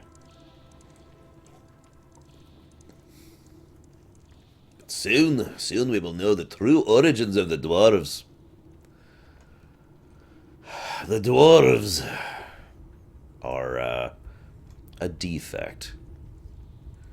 I've often wondered what it would be like if we learned, like, how the Dwarven people reacted to that revelation. For that matter, I often wonder if Braun ever actually told anyone else. I mean, I know it's Braun, and that's kind of his point, is to learn, discover, and all that fun stuff. But, I mean, seriously, once he found out that dwarves as a race are a defect, are a flaw of a cursed species, did he ever tell anyone about it, I'm really curious about that.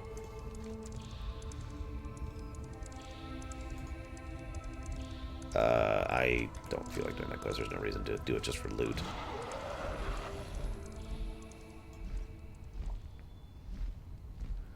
That is basically what we're doing to Koidev, just not in style.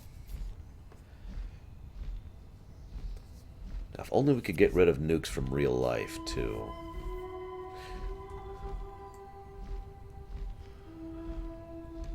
Trolls? Trolls are either one of the original species on the planet or something we don't know. Trolls, Tauren, and Pandaran are the three original species of the planet. It's basically tied for it, Sigleaf. I get that question a lot. The waygate is active. It is time. The waygate has been activated for the first time in 7 centuries. Use it to travel to where our final hope lies. Let us put an end to those who would seek to bring the taint of undeath to this pristine land. Let us unleash the Etimidian. Etimidian? I have no idea how to pronounce it. Edomidian? Anyways. 7 centuries. That would put it before the War of the Three Hammers, but after the Troll Wars. There's nothing significant that happened around that time, so I'm not sure what happened 7 centuries ago.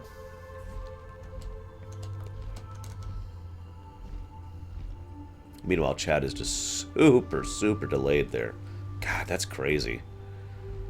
I'm sorry, YouTube viewers, that you can't see what I'm responding to because Twitch chat is super delayed. Holy crap. Whoop, did I go for... No, I didn't go too far. So, I've already kind of given this away, but I like this. It's like, alright, it's time to go to the other Great Life Basin. This is actually the first time we found this out, really. This is the first time this became a thing. And really, it's kind of obvious in hindsight. Welcome to Unguro Crater. I used to hate this zone back in the day, if I'm being honest. Nowadays it's a lot more enjoyable, but yeah. Welcome to Unguro. This is the other life basin, the other petri dish, the other laboratory that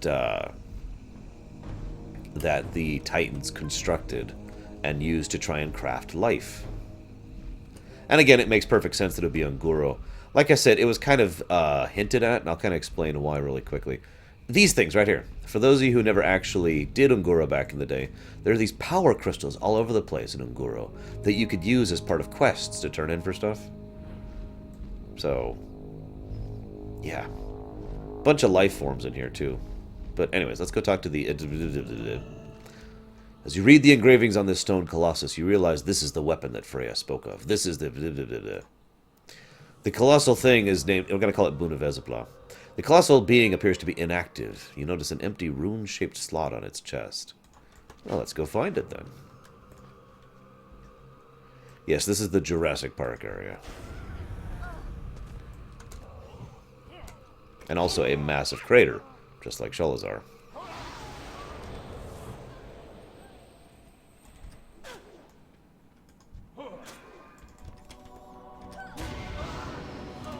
I like how they're already here, by the way. The Cult of the Damned. You led us to the only being that could stand up to our armies. You will never bring the Bunavesabla back to Northrend. An underwater zone filled with life? Please. Something like that will never exist in this game, Takoida.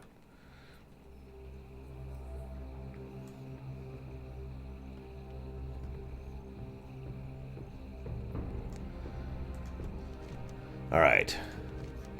You hear the rumbling sound as the grinding as its limbs come to life. Am I needed somewhere? You speak the truth, Blood Elf. I can sense the very essence of Sholazar Basin and begin to fray at the blight of undeath, even as we speak. I've bound my being into this room. Deliver it to the one who sent you here, for only her power can grant me passage to her lands. So we gotta get you a teleporter going, huh? That's no problem. I can make that happen. By the way, what I like is the fact that there's this ultra super weapon right there. This is the Horde camp. Or, well, it was the Horde camp. I guess it's just a neutral camp. But anyways, this is a questing hub right here. Literally right freaking there. That was a questing hub back in the day. It's not anymore since the Cataclysm changes, but still. Right there. There's the super weapon. There's the camp. Just, yeah.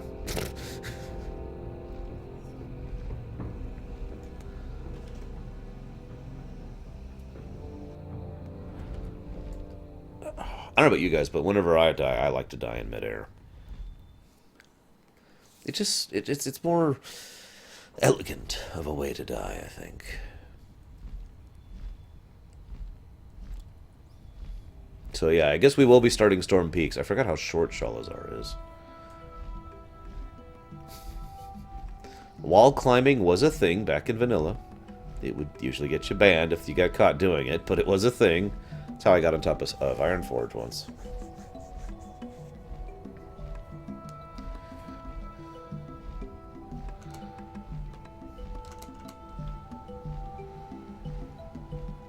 God, that's crazy. The chat being just terrible. Look at that. Whatever. Hello, Avatar of Freya. You've returned. Ah, you've done well. Woe unto our enemies. Woe unto those who serve the Lich King and threaten the Titan's creations, for the boon of Ezebla is here. It is time, Velvaxus. The boon of Ezebla is one of the most destructive forces ever created by the Titans, not counting the device that they have that they can literally kill the entire planet with. Or Algalon. Let's not even talk about Algalon. However, we must use this great thing. Oh, let's go ahead and actually go over here to do this. Well, it depends on where you go with it, Taquita. If you go somewhere place you're not supposed to go, you would get a temp ban of 3 days for, you know, going someplace you weren't supposed to go.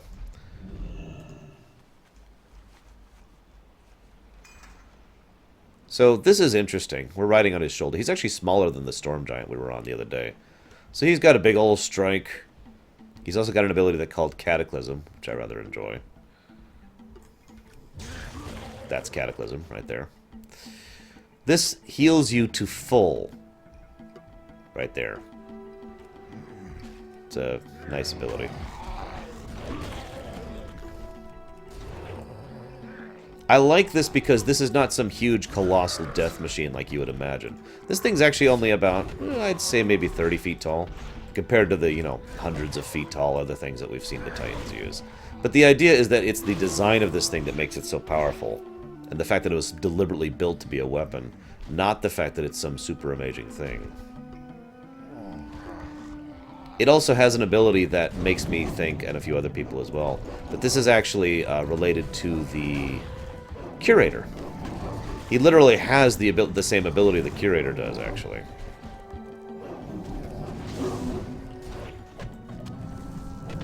The Evocate thing. What it does is it regenerates your mana, and then the damage taken while you're regenerating is increased.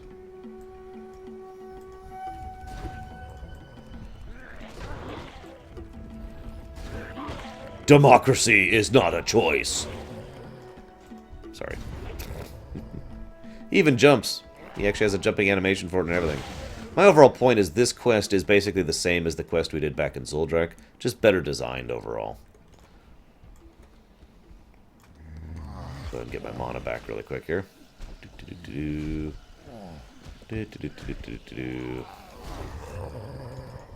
Anyways, the reason I bring up that relation to the Curator thing is some people, like I said, believe it's entirely possible that the Curator is repurposed Titan technology, which wouldn't surprise me that much.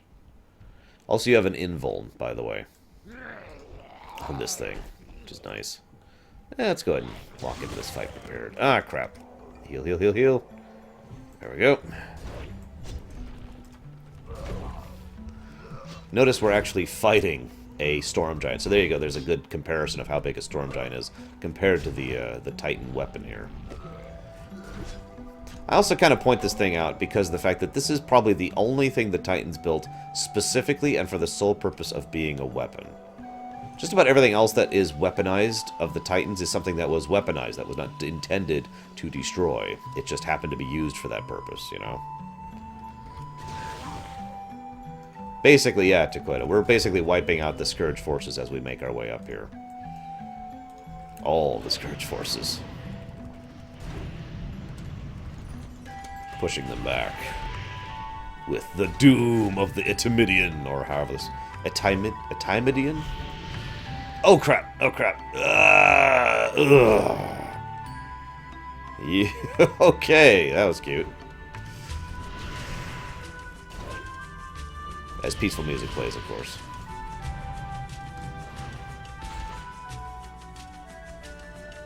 Hey, Total.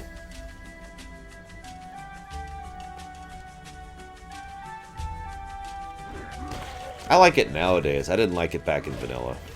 Vanilla Ungura was a zone I preferred to avoid if I could.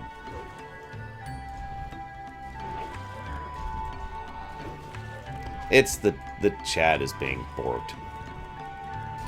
I'm really not 100% sure what's going on with it. I'll look into it in just a minute. We're actually almost done with Sholazar, and then I'm going to chop it off and eat some lunch early for once. And then we'll go ahead and work on Storm Peaks.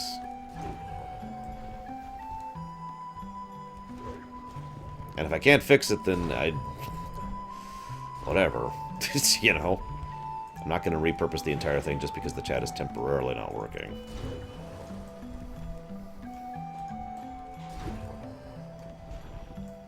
I do really like the music in Sholazar. Quite a bit.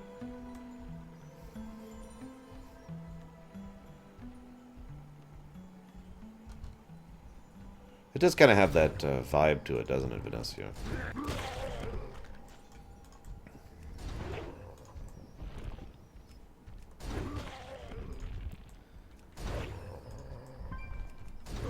In the mountains.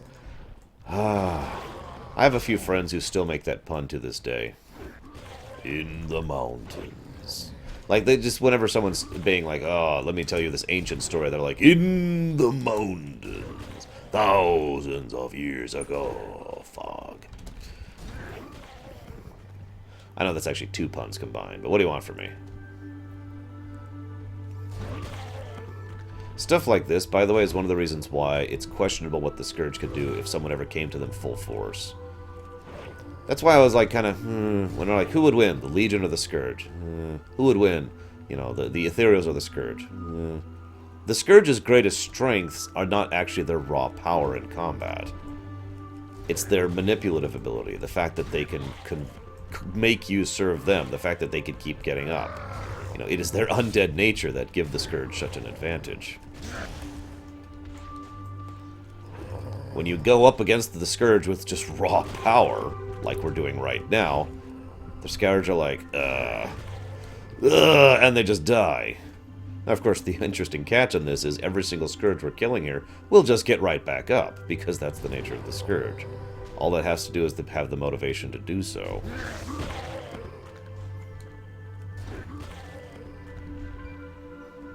But, yeah.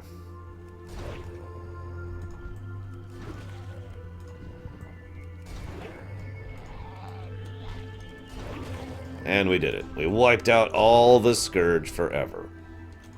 We win. We're safe.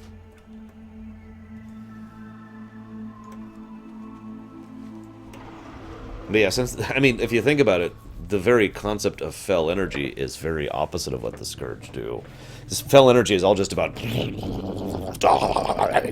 So, yeah. We did it, Freya. I am grateful to your help. It is my duty to watch over these lands and all life that dwells in them. Thanks to you, that life will continue to thrive, while the forces of death wage in the bordering regions. Your actions will not be forgot.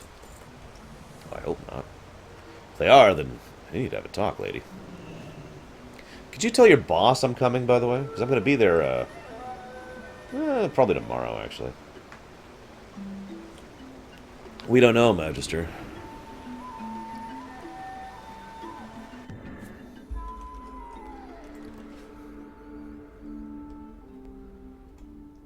Now the real question is, do I have to read from a book, or can I do it in-game?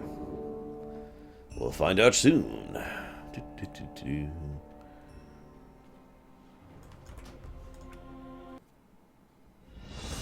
Why would I not do Ulduar? What possible motivation would I have for not doing Ulduar?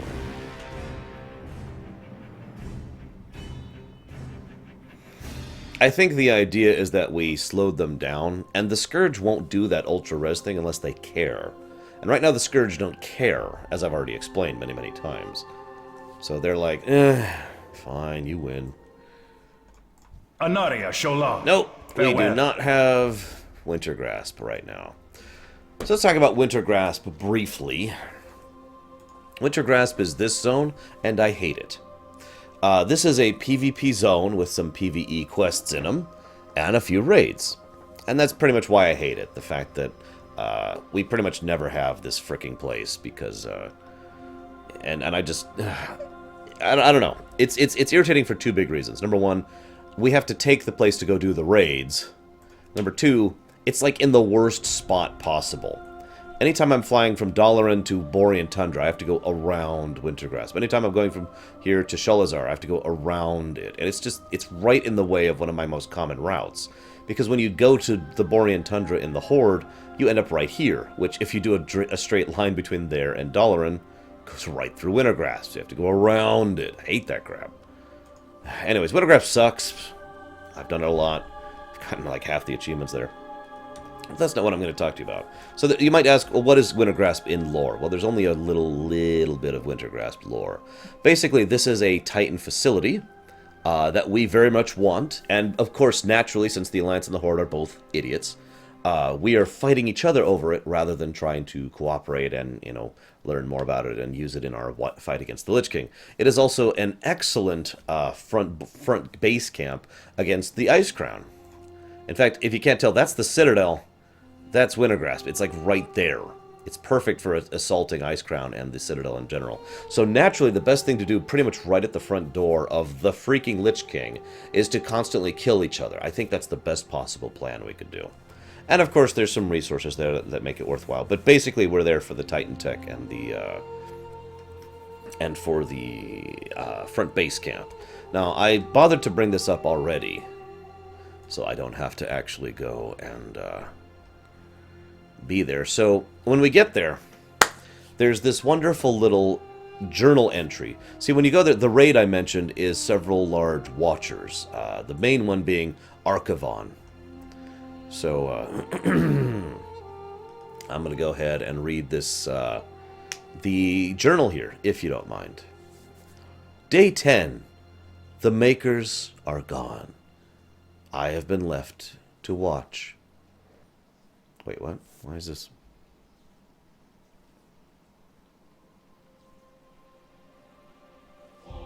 This, hang on.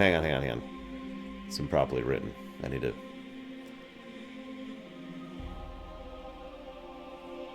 Just a second.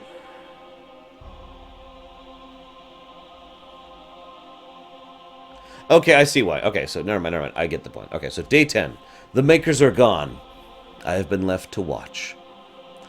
Day 10,500. The halls are empty. Quiet. I thought the Makers want me to watch the hall, but they never specifically said, Archivon, watch the hall. Maybe it's okay if I watch the outside too? It would probably be less boring outside. It is decided. I am now responsible for watching the hall and the outside. I shall take on my new responsibility next month. Day 20,120. The outside is much more open than the hall. There are convenient cliffs and mountains bordering it.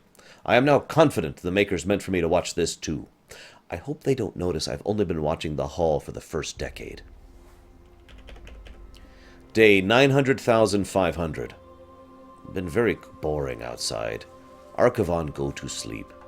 Some noises outside. It get cold. That's the sundering, by the way.